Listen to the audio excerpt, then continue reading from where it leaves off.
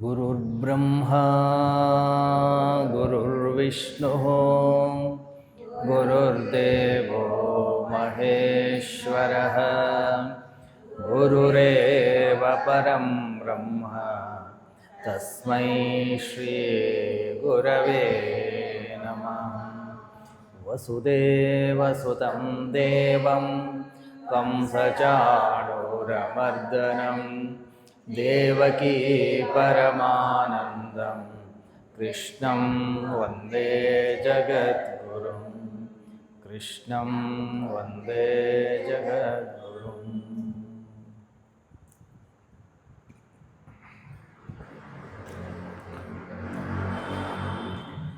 जय जय देवी दयालहरी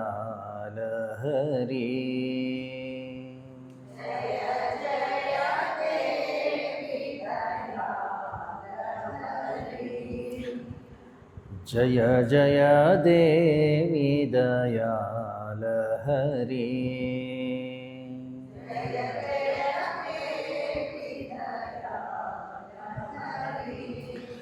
जननी सरस्वती पालय मां।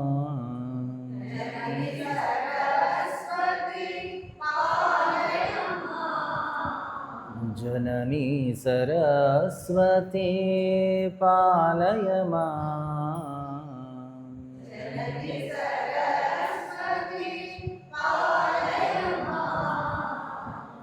जय जय देवी दयालहरी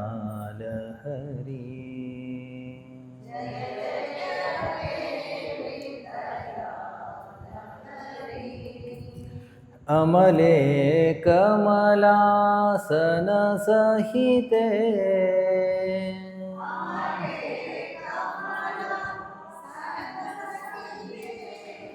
अमले कमलासन सहिते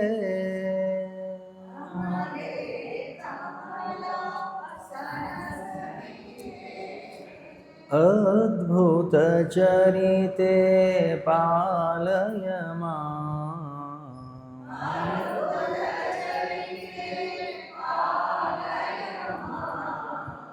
अद्भुत चरिते पालय मां।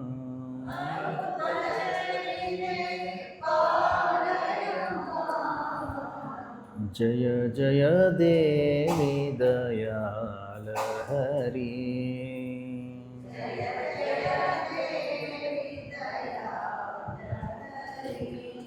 जननी सरस्वती पालय मां।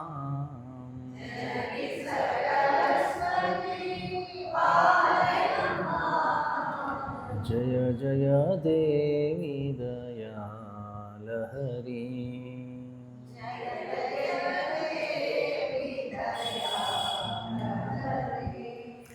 चतुर्मुख भार्ये मां पाहि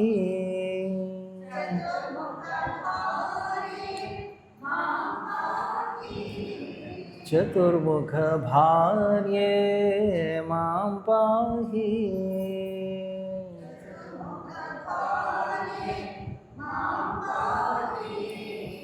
वाणी सरस्वती वाग्देवी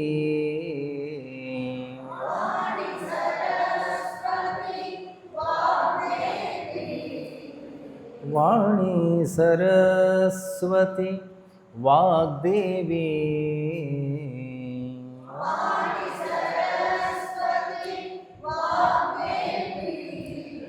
जय जय देवी दयालहरी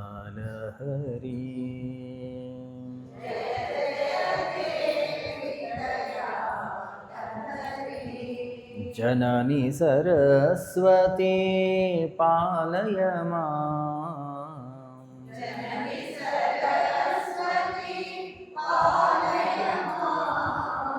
जय जय देवी दयालहरी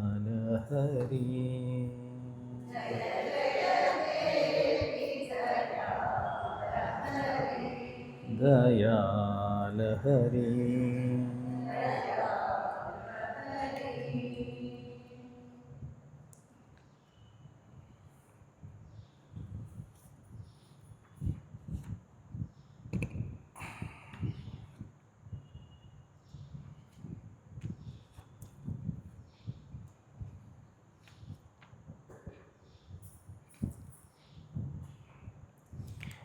जय जय जय राघव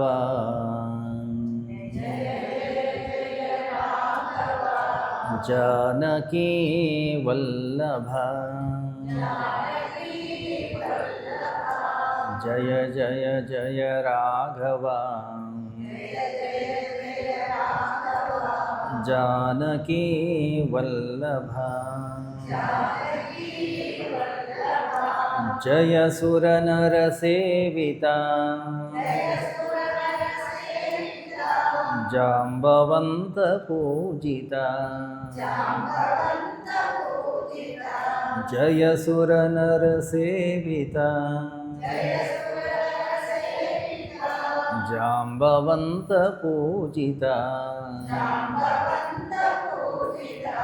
जय जय जय राघव जानकी वल्लभ जनार्दन जगन्नाथ जानकी कान्त राम जनार्दन जगन्नाथ जानकी कान्त राम जानकी कान्त राम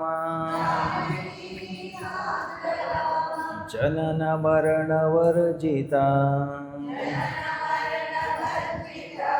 जनकपुर विराजिता जनन मरण वर्जिता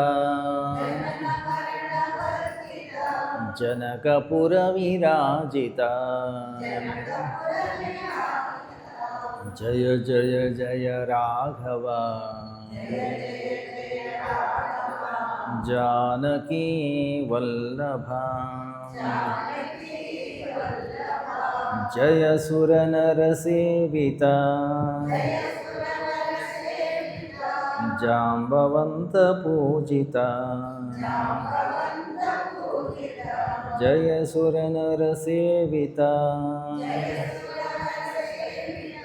जाम्बवन्त पूजिता जय जय जय राघव जानकी वल्लभ जानकी वल्लभ जानकी वल्लभ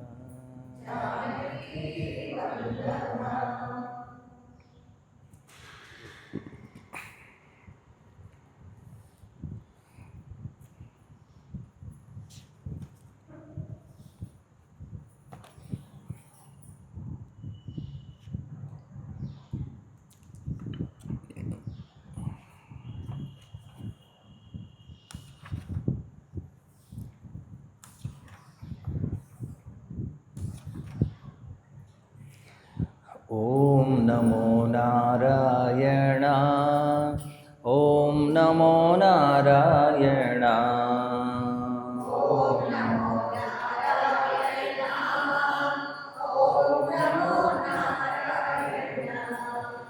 ॐ नमो नारायण ॐ नमो नारायण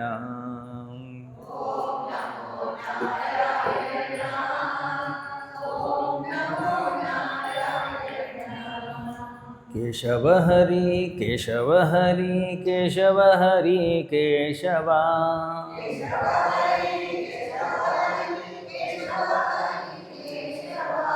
केशव हरि केशव हरि केशव हरि केशव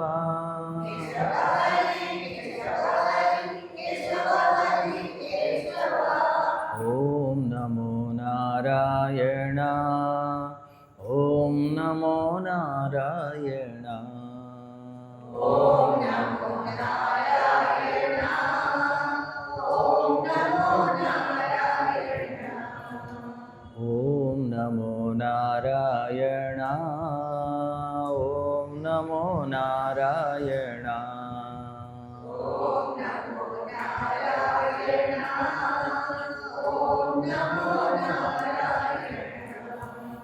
ಮಾಧವ ಹರಿ ಮಾಧವ ಹರಿ ಮಾಧವ ಹರಿ ಮಾಧವ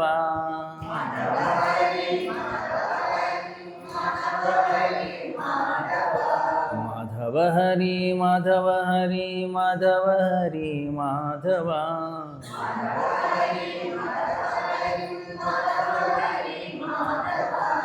ಓಂ ನಮೋ ನಾರಾಯಣ ಓಂ ನಮೋ ನಾರಾಯಣ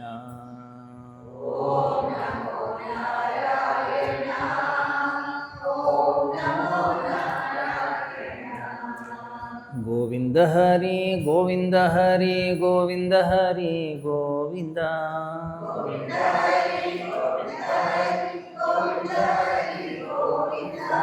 ಗೋವಿಂದ ಹರಿ ಗೋವಿಂದ ಹರಿ ಗೋವಿಂದ ಹರಿ ಗೋವಿಂದ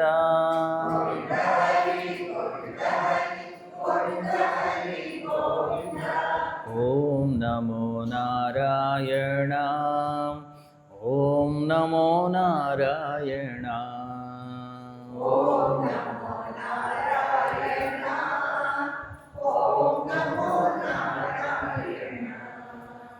ಓಂ ನಮೋ ನಾರಾಯಣ ಓಂ ನಮೋ ನಾರಾಯಣ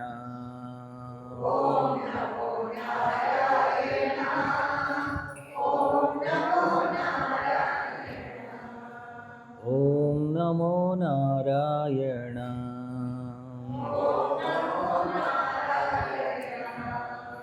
ಓಂ ನಮೋ ನಾರಾಯಣ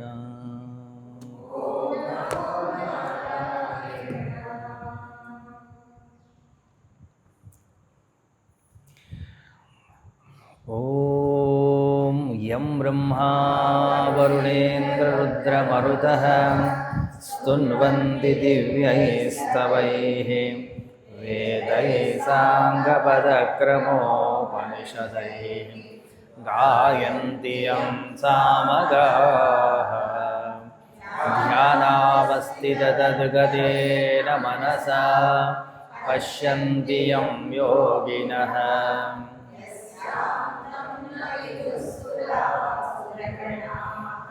ದೇವಾಯ ತಸ್ಮೈ ನಮಃ ದೇವಾಯ ತಸ್ಮೈ ನಮಃ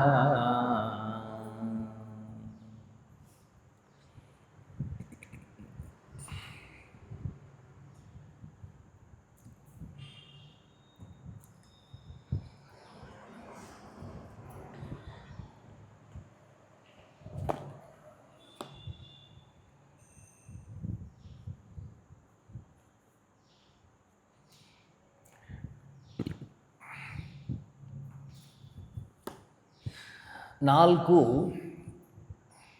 ಘಟನೆಗಳನ್ನು ತಿಳಿಸ್ತಾ ಇವತ್ತಿನ ನಾವೊಂದು ವಿಚಾರವನ್ನು ಚಿಂತನೆಯನ್ನು ಮಾಡೋಣ.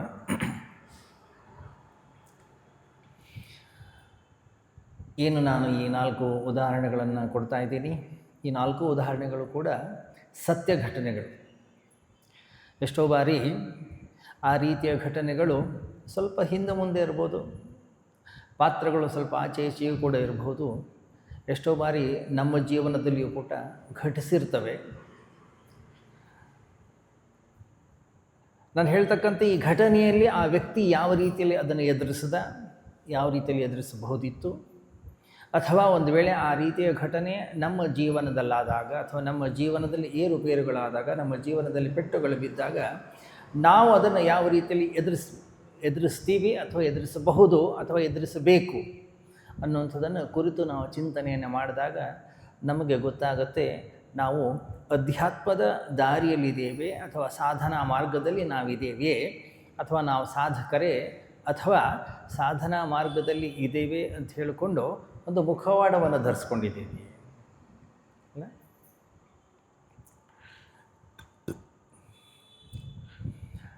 1990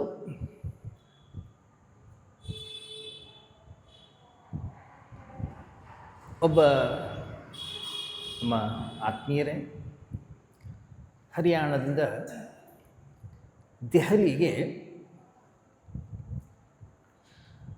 ಕಾಲೇಜ್ಗೆ ಸೇರಿದರು. ಅತ್ಯಂತ ಸುಪ್ರಸಿದ್ಧವಾಗಿರ್ತಕ್ಕಂಥ ಕಾಲೇಜ್ ಅದು, ಹಂಸರಾಜ್ ಕಾಲೇಜ್ ಅಂಥೇಳಿ.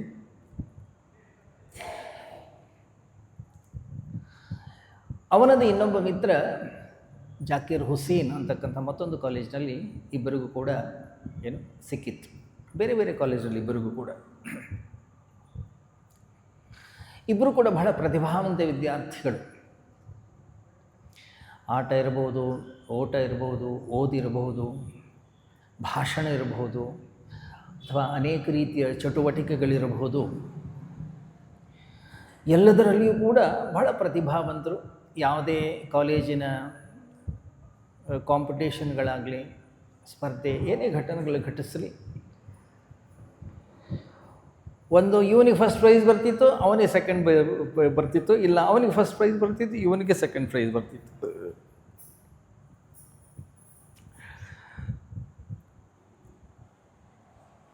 ಹೆಚ್ಚು ಕಡಿಮೆ ಅವರಿಬ್ಬರ ನಡುವೆ ಅವರು ಏನು ಎಷ್ಟು ವರ್ಷಗಳ ಕಾಲ ಆ ಕಾಲೇಜಿನಲ್ಲಿ ಓದ್ತಾ ಇದ್ದರು, ಹೆಚ್ಚು ಕಡಿಮೆ ಒಂದು 300-400 ಸ್ಪರ್ಧೆಗಳಾಗಿರ್ಬೋದು. ಆ 300-400 ಎಲ್ಲ ಸ್ಪರ್ಧೆಗಳಲ್ಲೂ ಕೂಡ ಇವ್ರಿಗೆ ಪ್ರೈಸ್. ಎಷ್ಟು ವಿಚಿತ್ರ ಅಂದರೆ, ಯಾರಿಗೆ ಫಸ್ಟ್ ಪ್ರೈಸ್ ಬರಲಿ, ಯಾರಿಗೆ ಸೆಕೆಂಡ್ ಪ್ರೈಸ್ ಬರಲಿ, ಆ ಎರಡೂ ಪ್ರೈಸ್ಗಳು ಒಂದೇ ರೂಮಲ್ಲಿ ಬಂದು ಕೂತ್ಕೋತಾ ಇತ್ತು. ಯಾಕೆಂದರೆ ಅವರಿಬ್ಬರು ಕೂಡ ಒಂದೇ ರೂಮ್ನಲ್ಲಿದ್ದರು. ಇಬ್ಬರು ಕೂಡ ಒಂದರಲ್ಲಿ ಇರೋರು.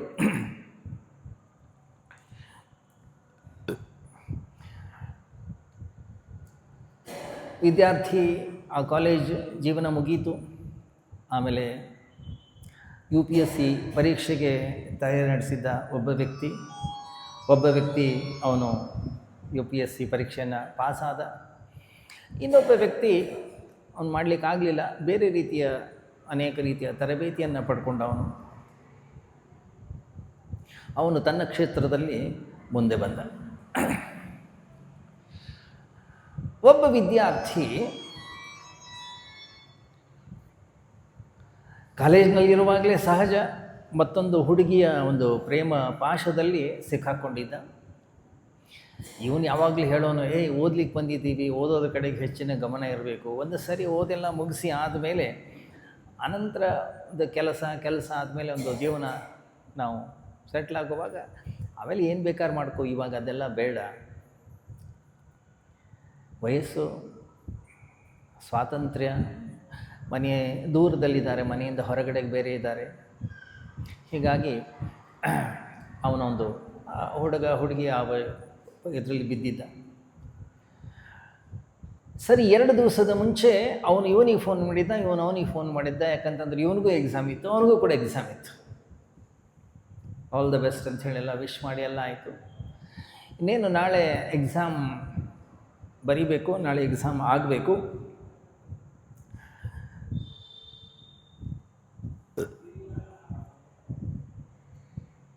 ಇವನಿಗೆ ಫೋನ್ ಬಂತು, ನಿನ್ನ ಆತ್ಮೀಯ ಮಿತ್ರ ಅಂತಕ್ಕಂಥವ್ನು ಯಾರಿದ್ದಾರೆ, ಅವನು ಸೂಸೈಡ್ ಮಾಡ್ಕೊಂಡಿದ್ದಾನೆ. ಹ್ಯಾಂಗೆ ಮಾಡ್ಕೊಂಡಿದ್ದಾನೆ ಅವನು? ಅವನಿಗೆ ಆಶ್ಚರ್ಯ ಆಗೋಯ್ತು. ಮೊನ್ನೆ ತಾನೇ ಮಾತಾಡಿದ್ದೀವಿ, ಹೇಳಿದ್ದೀನಿ ನಾನು ಪ್ರಿಪ್ರೇಷನ್ ಹೇಗಿದೆ ಅಂತ. ಅವನು ಹೇಳಿದಾನೆ, ತುಂಬ ಚೆನ್ನಾಗಿದೆ ನಂದು ಪ್ರಿಪ್ರೇಷನ್ ಅಂಥೇಳಿ.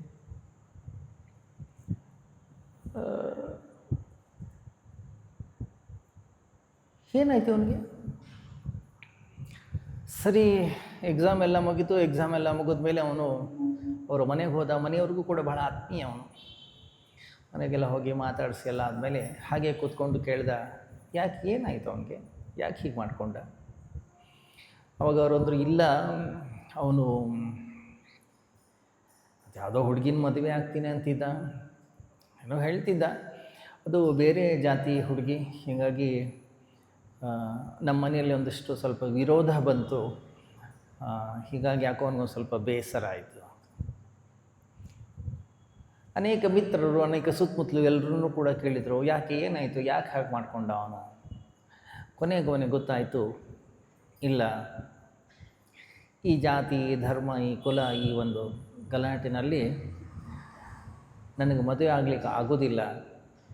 ಒಂದು ವೇಳೆ ಆ ಹುಡುಗಿಯ ಜೊತೆಗೆ ನನ್ನ ಮದುವೆ ಆಗದೇ ಇದ್ದರೆ ನನ್ನ ಜೀವನ ನರಕವಾಗುತ್ತೆ, ದುಃಖವಾಗುತ್ತೆ, ಕಷ್ಟವಾಗುತ್ತೆ, ಅಥವಾ ಒಂದು ವೇಳೆ ನನ್ನ ಮನೆಯವರು ಅದನ್ನು ವಿರೋಧ ವ್ಯಕ್ತಪಡಿಸಿದರೆ ಅದನ್ನು ಎದುರಿಸುವಂತಹ ಶಕ್ತಿ ನನ್ನ ಹತ್ರ ಇಲ್ಲ ಅಂಥೇಳಿ ಆ ವ್ಯಕ್ತಿ ಆತ್ಮಹತ್ಯೆ ಮಾಡ್ಕೊಂಡು ಆ ಒತ್ತಡವನ್ನು ತಡ್ಕೊಳ್ಳಿಕ್ಕಾಗದೆ. ಇದು ಮೊದಲನೇ ಘಟನೆ. ಗಮನಿಸಿ, ಪ್ರತಿಯೊಬ್ಬ ವ್ಯಕ್ತಿಯ ಜೀವನದಲ್ಲೂ ಕೂಡ ಏನಾದರೂ ಈ ಥರದ ಘಟನೆಗಳಾಗ್ತಾನೆ ಇರ್ತವೆ. ಈ ಥರ ಎಲ್ಲ ಇನ್ನೊಂದು ರೀತಿಯ ಘಟನೆಗಳು ಕೂಡ ಆಗ್ತಾ ಇರಬಹುದು. ಎಷ್ಟೋ ಬಾರಿ ಒತ್ತಡಕ್ಕೆ ಸಿಲುಕಿದಾಗ ಸಮಾಜವನ್ನು ನಮ್ಮ ಕೈನಲ್ಲಿ ಎದುರಿಸ್ಲಿಕ್ಕಾಗದೆ, ಜನರನ್ನು ಎದುರಿಸ್ಲಿಕ್ಕಾಗದೆ, ಅಕ್ಕಪಕ್ಕದ ಜನರನ್ನು ನಮ್ಮ ಕೈನಲ್ಲಿ ಎದುರಿಸ್ಲಿಕ್ಕೆ ಆಗದೆಯೇ, ಅಥವಾ ಕುಟುಂಬವನ್ನು ಎದುರಿಸಲಿಕ್ಕೆ ನಮ್ಮ ಕೈನಲ್ಲಿ ಆಗದೆಯೇ ಏನೇನೋ ಎಡವಟ್ಟು ಮಾಡ್ಕೊಂಡು ಬಿಡ್ತೀವಿ, ಏನೇನೋ ಜೀವನದಲ್ಲಿ ತಪ್ಪು ನಿರ್ಧಾರಗಳನ್ನು ತೆಗೆದುಕೊಳ್ತೀವಿ, ಆಮೇಲೆ ಬಹಳಷ್ಟು ಪಶ್ಚಾತ್ತಾಪವನ್ನು ಪಡ್ತೀವಿ. ಅವನ ಕೈಯಲ್ಲಿ ಆ ಭಾವನೆಗಳನ್ನು ಎದುರಿಸ್ಲಿಕ್ಕೆ ಆಗಲಿಲ್ಲ, ಆ ಒತ್ತಡವನ್ನು ಎದುರಿಸ್ಲಿಕ್ಕೆ ಅವನ ಕೈನಲ್ಲಿ ಆಗಲಿಲ್ಲ, ಆದ್ದರಿಂದ ಅವನು ಸತ್ತೋಗ್ಬಿಟ್ಟ. ಇನ್ನೊಂದು ಘಟನೆಯನ್ನು ಹೇಳ್ತೀನಿ ನಾನು ನಿಮಗೆ. ಒಬ್ಬ ವ್ಯಕ್ತಿ IAS ಪರೀಕ್ಷೆಗೆ ಕೂತ್ಕೊಂಡಿದ್ದ. ಭಾಳಷ್ಟು ತಯಾರಿ ಮಾಡ್ತಾ ಇದ್ದ ಅವನು. ಹೆಚ್ಚು ಕಡಿಮೆ ದಿನದ ಮಲಗೋ ಒಂದು ಬಿಟ್ಟು ಬೇರೆ ಎಲ್ಲ ಸಮಯದಲ್ಲೂ ಕೂಡ ಅವನು ಲೈಬ್ರರಿಯಲ್ಲೇ ಕಾಲವನ್ನು ಕಳೆಯೋ.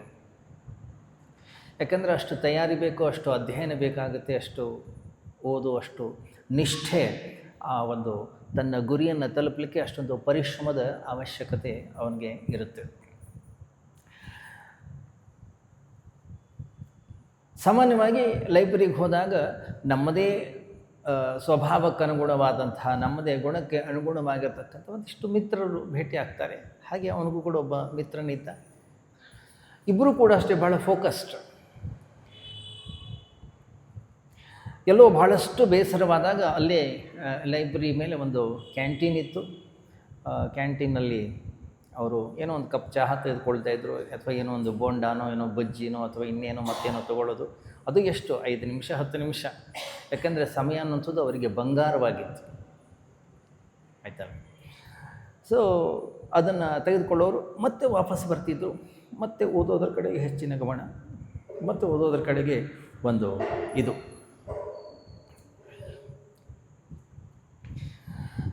ಆದರೆ ಒಬ್ಬನಿಗೆ UPSC ಇದೇನಿದೆ ಅದನ್ನು ಪಾಸ್ ಮಾಡಲಿಕ್ಕೆ ಆಗಲಿಲ್ಲ ಅವನ ಕೈನಲ್ಲಿ. ಒಬ್ಬನು ಪಾಸ್ ಮಾಡಿಕೊಂಡ. ಅವನು ಅದಕ್ಕೆ ಸೇರಿಕೊಂಡ. ಇನ್ನೊಬ್ಬ ಯಾವುದೋ ಒಂದು ಕಾಲೇಜ್ನಲ್ಲಿ ಲೆಕ್ಚರರ್ ಆದ ಒಬ್ಬ.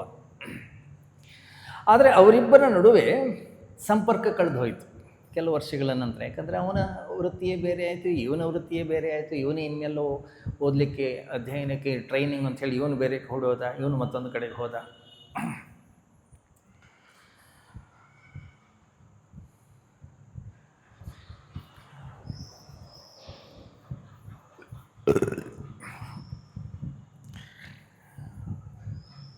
ಸರಿ,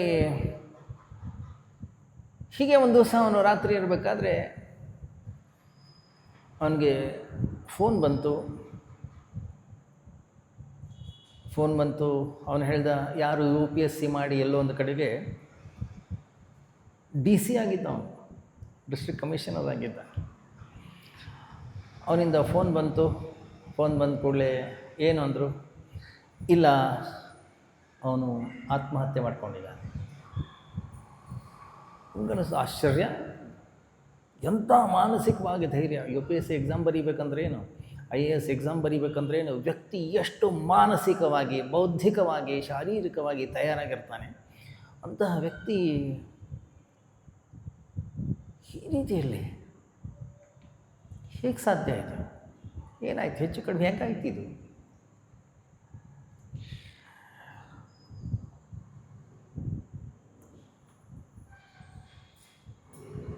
ಕೆಲವು ದಿನಗಳ ಮತ್ತೆ ಹೋದ, ಅವನು ಅವ್ರ ಮನೆಗೆ ಹೋದ. ಯಾಕೆ, ಏನಾಯಿತು, ಹೇಗಾಯಿತು ಅಂತ. ಅವ್ರದ್ದು ಕೂಡ ಅಷ್ಟೇ ಒಂದು ಅಂತರ್ಜಾತಿ ವಿವಾಹ ಆಗಿತ್ತು. ಅಂತರ್ಜಾತಿ ವಿವಾಹ ಆಗಿದ್ದರಿಂದ ಸಮಾಜವನ್ನು ಎದುರಿಸಲಿಕ್ಕಾಗದೆಯೇ, ಕುಟುಂಬವನ್ನು ಎದುರಿಸಲಿಕ್ಕಾಗದೆಯೇ, ಸುತ್ತಮುತ್ತಲಿನ ಜನರ ಒಂದು ಮಾತುಗಳನ್ನು ಎದುರಿಸಲಿಕ್ಕಾಗದೆಯೇ ಅವನ ಹೆಂಡತಿ ಆತ್ಮಹತ್ಯೆಯನ್ನು ಮಾಡ್ಕೊಂಡ್ಬಿಟ್ಟಿದ್ಲು. ಅದನ್ನು ನೋಡಿ ಇವನು ಆತ್ಮಹತ್ಯೆಯನ್ನು ಮಾಡ್ಕೊಂಡ್ಬಿಟ್ಟ. ಏನು ಮಾಡೋದು, ಎಲ್ಲಿ ಹೋಗೋದು ಇವಾಗ? ಕುಟುಂಬದ ಒತ್ತಡ, ಸಾಮಾಜಿಕ ಒತ್ತಡ, ವೈವಾಹಿಕ ಜೀವನದಲ್ಲಿ ಉಂಟಾಗಿರ್ತಕ್ಕಂಥ ಒಂದು ವೈಷಮ್ಯತೆ, ಒಂದು ಉದ್ವಿಗ್ನತೆ, ಅದನ್ನು ಅವನ ಕೈನಲ್ಲಿ ತಡ್ಕೊಳ್ಳಿಕ್ಕೆ ಆಗಿರಲಿಲ್ಲ. ಆ ಒಂದು ಸಂಬಂಧಗಳನ್ನು ಹೇಗೆ ಹ್ಯಾಂಡಲ್ ಮಾಡಬೇಕಿತ್ತು, ವ್ಯಕ್ತಿಯ ವ್ಯಕ್ತಿತ್ವವನ್ನು ಅಥವಾ ಆ ಸಂಬಂಧಗಳ ಜೊತೆ ಹೇಗೆ ವ್ಯವಹಾರವನ್ನು ಮಾಡಬೇಕು ಅನ್ನುವಂಥದ್ದನ್ನು ಸ್ವಲ್ಪ ಹ್ಯಾಂಡಲ್ ಮಾಡಲಿಕ್ಕೆ ಆಗಲಿಲ್ಲ ಅವರ ಕೈನಲ್ಲಿ. ಕೊನೆಗೆ ತಮ್ಮ ಜೀವನವನ್ನೇ ಅಂತ್ಯ ಮಾಡಿಕೊಂಡಿದ್ರು.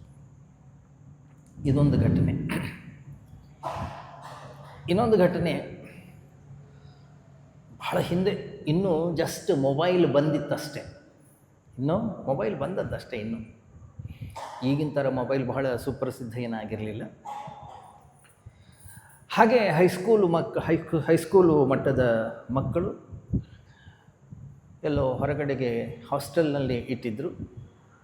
ಇಟ್ಟಾಗ ಯಾವುದೋ ಒಂದು ಹುಡುಗಿ ಬಹಳ ಆತ್ಮೀಯರಾಗಿ ಅವರು ಬಹಳ ಕೆಲವು ಖಾಸಗಿ ಕ್ಷಣಗಳನ್ನು ಕಲೀಲಿಕ್ಕೆ ಶುರು ಮಾಡಿದರು. ಜೀವನವೇ ಹಾಗೆ, ಏನಕ್ಕೋ ಹೊರಟಿರ್ತೀವಿ, ಇನ್ನೆಲ್ಲ ಏನೇನೋ ತಿರುವುಗಳನ್ನು ಪಡ್ಕೊಳ್ತೀವಿ, ನಾವು ಎಲ್ಲೆಲ್ಲೋ ಹೊರಟೋಗ್ತೀವಿ. ಯಾವ ಹಾಸ್ಟೆಲ್ಗೆ ಅವ್ರನ್ನ ಸೇರಿಸಿದ್ರು ಆ ಹಾಸ್ಟೆಲ್ನಲ್ಲಿ ಎಲ್ಲ ಭಾಳ ಎಲೈಟ್ ಪೀಪಲ್, ಸ್ವಲ್ಪ ಶ್ರೀಮಂತರು, ಸ್ವಲ್ಪ ಅತ್ಯಂತ ಮೇಲ್ವರ್ಗದ ಜನರೇ ಇರ್ತಾಯಿದ್ರು.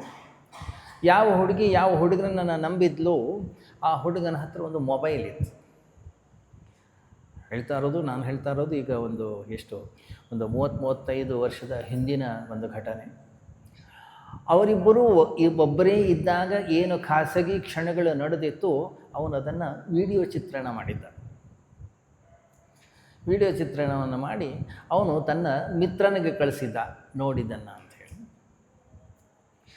ಅವನು ತನ್ನ ಮಿತ್ರನಿಗೆ ಕಳಿಸಿದ್ದ, ಯಾರಿಗೂ ತೋರಿಸ್ಬೇಡ, ನೀನು ಮಾತ್ರ ನೋಡು ಅಂಥೇಳಿ.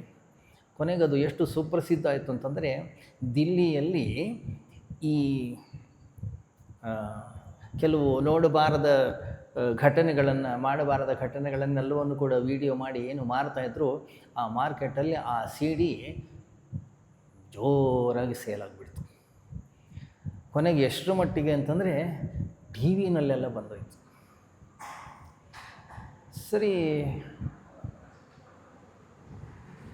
ಟಿ ವಿನಲ್ಲಿ ಪ್ಯಾನೆಲ್ಲು ಅಲ್ಲ, ನೋಡಿರ್ಬೇಕು ನೀವು, ಏನಾದರೂ ಒಂದು ಸಣ್ಣ ಘಟನೆ ಆದರೂ ಸಾಕು, 4 ಜನ ಯಾವಾಗಲೂ ರೆಡಿ ಇರ್ತಾರೆ ಡಿಸ್ಕಷನ್ ಮಾಡಲಿಕ್ಕೆ, ಯಾವ ಸರಿ ಯಾವ ತಪ್ಪು, ಏನು ಮಾಡಬೇಕು, ಒಟ್ಟು ಟಿ ವಿನಲ್ಲಿ ಡಿಸ್ಕಷನ್ ಶುರು ಆಗೋಯ್ತು.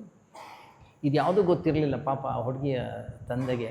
ಆ ಹುಡುಗಿ ನೋಡಿ ಪೂರ್ತಿ ಅವನನ್ನು ನಂಬಿದ್ಲು, ಅವಳ ನಂಬಿಕೆಗೆ ಬಹಳ ಬಲವಾದ ಪೆಟ್ಟು ಬಿದ್ದಿತ್ತು. ತಂದೆಗೆ ಬಹಳ ದೊಡ್ಡ ಆಘಾತ ಆಯಿತು.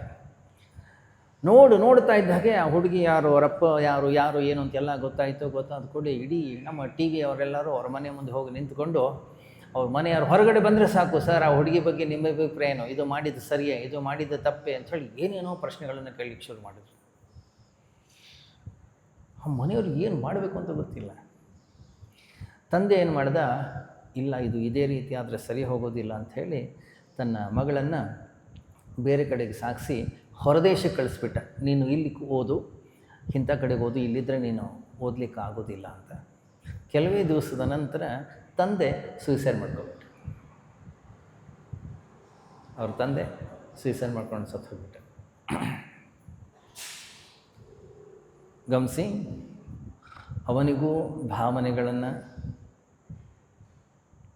ಒತ್ತಡವನ್ನು, ಸಮಾಜವನ್ನು ಹೇಗೆ ನಿರ್ವಹಿಸಬೇಕು, ಆ ಭಾವನೆಗಳನ್ನು ಹೇಗೆ ಎದುರಿಸಬೇಕಿತ್ತು, ಘಟನೆಗಳನ್ನು ಹೇಗೆ ಎದುರಿಸಬೇಕು ಅನ್ನೋದು ಗೊತ್ತಾಗಿರಲಿಲ್ಲ. ಅವನು ಕೂಡ ಸತ್ತೇ ಹೋದ. ಮತ್ತೊಂದು ಘಟನೆ ಹೇಳ್ತೀನಿ.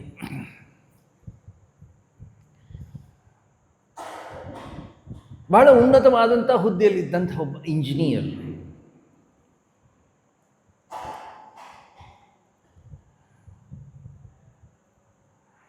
ಒಂದು ಹುಡುಗಿಯನ್ನು ಬಹಳ ಪ್ರೀತಿಸ್ತಾ ಇದ್ದ. ಹೆಚ್ಚು ಕಡಿಮೆ ಇನ್ನೇನು ಮದುವೆಯ ಹಂತಕ್ಕೆ ಬಂತು. ಇನ್ನೇನು ಮದುವೆ ಆಗಬೇಕು ಅನ್ನುವಾಗ ಅವನಿಗೆ ಗೊತ್ತಾಯಿತು ಈ ಹುಡುಗಿ ಇನ್ನೊಂದು ಹುಡುಗನ ಜೊತೆಗೆ ಸಂಬಂಧವನ್ನು ಇಟ್ಕೊಂಡಿದ್ದಾಳೆ.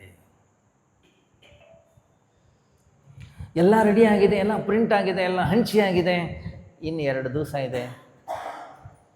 ಆ ಹುಡುಗ ತನ್ನ ಮಿತ್ರನಿಗೆ ಫೋನ್ ಮಾಡ್ದ, ನನ್ನ ಜೀವನ ನರಕ ಹೋಗಿದೆ, ಏನು ಮಾಡಲಿ ನಾನು. ವಾಪಸ್ ಓಡಿ ಹೋದ ಅವನು ಮಿತ್ರ. ಏನಾಯಿತು ಅಂತ, ಹೀಗೀಗಾಗಿದೆ. ಸರಿ ಬೇಡ ಬಿಟ್ಬಿಡು, ಅವಳಿಗೆ ಇಷ್ಟ ಇಲ್ಲ ಅಂದರೆ ಬಿಟ್ಬಿಡು ನೀನು. ಹಾಗಂತ ಹೇಳಿ ಅವನಿಗೆ ಮದುವೆ ಆಗಬಾರ್ದು ಅಂತಿಲ್ಲ, ಮದುವೆ ಆಗಬೇಕು ಅಂತ ಇದೆ, ಆಸೆ ಇದೆ. ಆದರೆ ಸಮಸ್ಯೆ ಏನಪ್ಪ ಅಂತಂದರೆ ಯಾವುದೇ ಹುಡುಗಿಯನ್ನು ನೋಡ್ಲಿಕ್ಕೆ ಹೋದ್ರೂ ಕೂಡ ಎಲ್ಲ ಮಾತುಕತೆ ಆಗುತ್ತೆ. ಅನಂತರ ಅವನಂತಾನೆ, ಇದೇ ಹುಡುಗಿನೂ ಅದೇ ಥರನೇ ಆಗಿಬಿಟ್ರೆ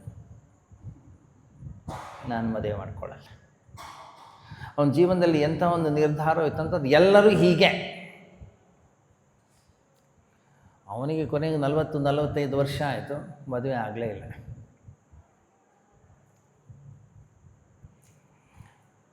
ಸುಮ್ಮನೆ ಇದೊಂದು ಬೇರೆ ಬೇರೆ ಘಟನೆಗಳು. ಈ ಥರದ ಅನೇಕ ಘಟನೆಗಳು ನಮ್ಮ ಜೀವನದಲ್ಲೂ ಕೂಡ ಘಟಿಸ್ತವೆ. ಹೌದಾ? ಗಮನಿಸಿ, ನಾವು ನಮ್ಮ ಮಕ್ಕಳನ್ನು ಶಾಲೆ ಕಳಿಸ್ತೀವಿ, ನಾವು ನಮ್ಮ ಮಕ್ಕಳನ್ನು ಕಾಲೇಜಿಗೆ ಕಳಿಸ್ತೀವಿ, ನಮ್ಮ ಮಕ್ಕಳನ್ನು ವಿದ್ಯಾವಂತರನ್ನಾಗಿ ಮಾಡ್ತೀವಿ, ನಮ್ಮ ಮಕ್ಕಳನ್ನು ಬುದ್ಧಿವಂತರನ್ನಾಗಿ ಮಾಡ್ತೀವಿ ನಾವು. ಆದರೆ ಜೀವನದಲ್ಲಿ ಬರ್ತಕ್ಕಂಥ ಸಮಸ್ಯೆಗಳನ್ನು, ಜೀವನದಲ್ಲಿ ಬರ್ತಕ್ಕಂಥ ಪೆಟ್ಟುಗಳನ್ನು, ಜೀವನದಲ್ಲಿ ಬರ್ತಕ್ಕಂಥ ಏರುಪೇರುಗಳನ್ನು ಹೇಗೆ ಎದುರಿಸಬೇಕು, ಭಾವನೆಗಳ ಜೊತೆ ಹೇಗೆ ನಾನು ವ್ಯವಹಾರವನ್ನು ಮಾಡಬೇಕು, ಜೀವನದಲ್ಲಿ ಆಗ್ತಕ್ಕಂಥ ಘಟನೆಗಳು ಅದನ್ನು ನಾನು ಹೇಗೆ ನೋಡಬೇಕು, ಅದನ್ನು ನಾವು ಕಲಿಸೋದಿಲ್ಲ.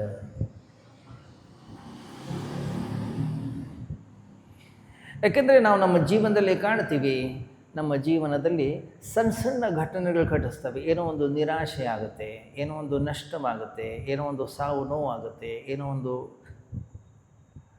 ರೋಗ ರುಜಿನ ಅನ್ನೋಂಥದ್ದು ಬರ್ತದೆ, ಏನೋ ಒಂದು ಅಪವಾದ ಬರುತ್ತೆ, ಏನೋ ಒಂದು ಹೆಚ್ಚು ಕಡಿಮೆ ಆಗುತ್ತೆ. ಅಥವಾ ಎಷ್ಟೋ ಸರಿ ನಾವೇ ಜಾರಬಹುದು, ಎಷ್ಟೋ ಸರಿ ನಮ್ಮಿಂದಲೇ ತಪ್ಪಾಗಬಹುದು. ಅದಕ್ಕೆ ಸಾವು ಅನ್ನುವಂಥದ್ದು ಪರಿಹಾರವೇ? ಮೃತ್ಯು ಅನ್ನುವಂಥದ್ದು ಪರಿಹಾರವೇ?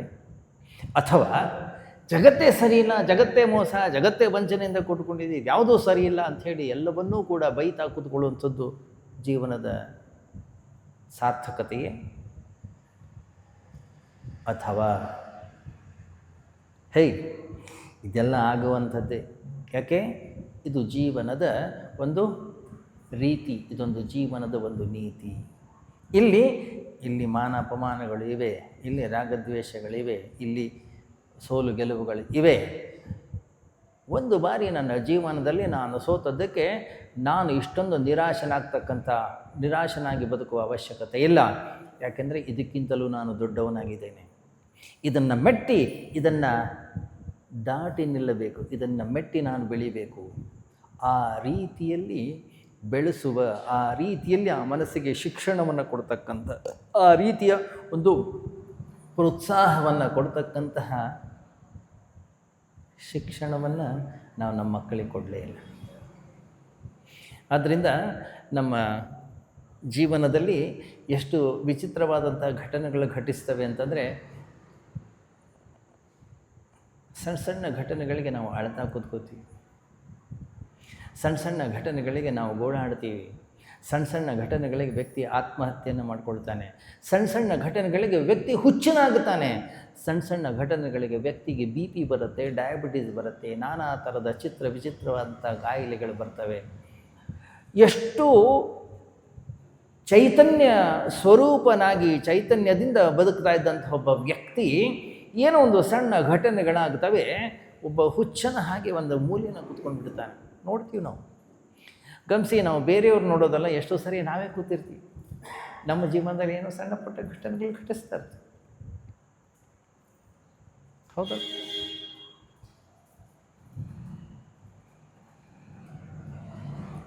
ಹಾಗಾದರೆ ಏನು ಹೇಳ್ಕೊಡ್ತಾ ಇದ್ದಾನೆ ನಮಗೆ ಅಧ್ಯಾತ್ಮ? ಗುರು ಅಂತಕ್ಕಂಥವನು ನಮಗೇನು ತಿಳಿಸ್ಕೊಡ್ತಾ ಇದ್ದಾನೆ? ಗಮನಿಸಿ, ಅಧ್ಯಾತ್ಮ ಈ ದೃಷ್ಟಿಕೋನದಲ್ಲಿ ನಮಗೆ ಬಹಳ ಸುಂದರವಾದಂಥ ಒಂದು ಪಾಠವನ್ನು ಕಲಿಸ್ತದೆ. ಏನು ಹೇಳಿ? ಹೇ, ಎದ್ದೇಳು, ಎದ್ದು ನಿಂತ್ಕೋ. ಏನೇನು ಜೀವನದಲ್ಲಿ ಘಟನೆಗಳು ಘಟಿಸ್ತಾ ಇವೆ, ಏನೇನು ಜೀವನದಲ್ಲಿ ಘಟಿಸ್ತಾ ಇವೆ, ಏನೇನು ಬಂದು ಹೋಗ್ತಾ ಇವೆ, ಬಂದು ಹೋಗಲಿ, ಅದರಲ್ಲಿ ಸಿಕ್ಕಾಕ್ಕೊಳ್ಬೇಡ ನೀನು.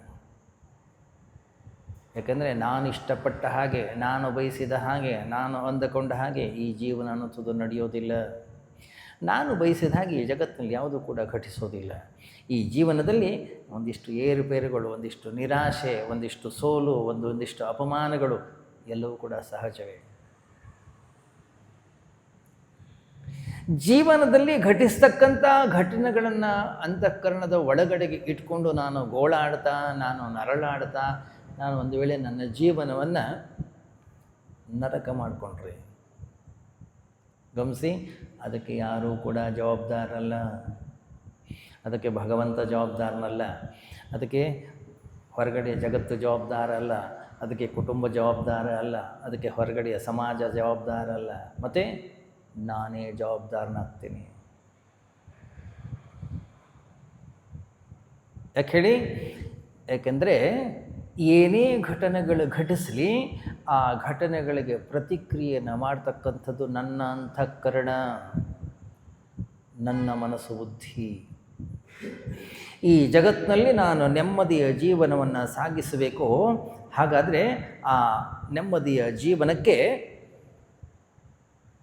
ಮನಸ್ಸು ಶಾಂತವಾಗಿರಬೇಕು. ಶಾಂತವಾದಂತಹ ಮನಸ್ಸಿನಿಂದ ಮಾತ್ರ ಈ ಜಗತ್ತನ್ನು ನಮ್ಮ ಕೈನಲ್ಲಿ ಎದುರಿಸಲಿಕ್ಕೆ ಸಾಧ್ಯ. ಒಂದು ವೇಳೆ ನನ್ನ ಮನಸ್ಸು ಅಳ್ತಾ ಇದೆ, ಒಂದು ವೇಳೆ ನನ್ನ ಮನಸ್ಸು ಒತ್ತಡಕ್ಕೆ ಸಿಕ್ಕಾಕ್ಕೊಂಡಿದೆ, ಒಂದು ವೇಳೆ ಒಂದು ಮನಸ್ಸನ್ನು ಗೋಳಾಡ್ತಾ ಇದೆ, ಒಂದು ವೇಳೆ ನನ್ನ ಮನಸ್ಸು ಹಿಂದಿನ ಯಾವುದೋ ಘಟನೆಗಳನ್ನು ಕೂರ್ತುಕೊಂಡು ಅಳ್ತಾ ಕೂತ್ಕೊಂಡಿದೆ, ಗೋಳಾಡ್ತಾ ಇದೆ, ಹಾಗಾದರೆ ಈ ಜಗತ್ತನ್ನು ನಾವು ಸಮರ್ಥವಾಗಿ ಎದುರಿಸಲಿಕ್ಕೆ ನಮ್ಮ ಕೈನಲ್ಲಿ ಆಗೋದಿಲ್ಲ.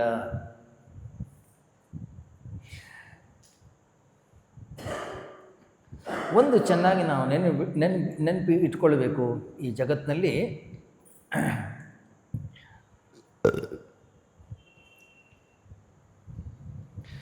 ನಮ್ಮ ಇಚ್ಛೆ, ನಮ್ಮ ಆಸೆ ಆಕಾಂಕ್ಷೆಗೆ ಸರಿಯಾಗಿ ಯಾವ ಘಟನೆಗಳು ಕೂಡ ಘಟಿಸೋದಿಲ್ಲ ಅಲ್ಲ. ಯಾವುದೋ ಒಂದು ಘಟನೆಯನ್ನು ಇಟ್ಕೊಂಡು ನಾನು ನನ್ನ ಜೀವನದಲ್ಲಿ ನನ್ನ ಜೀವನವನ್ನೇ ನರಕವನ್ನಾಗಿ ಮಾಡಿಕೊಂಡ್ರೆ ಅದಕ್ಕೆ ನಾನೇ ಜವಾಬ್ದಾರನಾಗ್ತೇನೆ. ಗಮನಿಸಿ, ನಮ್ಮ ಋಷಿ ಮುನಿಗಳು ಸುಮ್ಮನೆ ರಾಮಾಯಣವನ್ನು, ಸುಮ್ಮನೆ ಮಹಾಭಾರತವನ್ನು ಬರೀಲಿಲ್ಲ. ಯಾಕಂತಂದರೆ ಪ್ರತಿಯೊಂದು ಘಟನೆಯಿಂದಲೂ ಕೂಡ ನಾವು ಒಂದೊಂದು ಪಾಠವನ್ನು ಕಲಿಬೇಕಾಗುತ್ತೆ.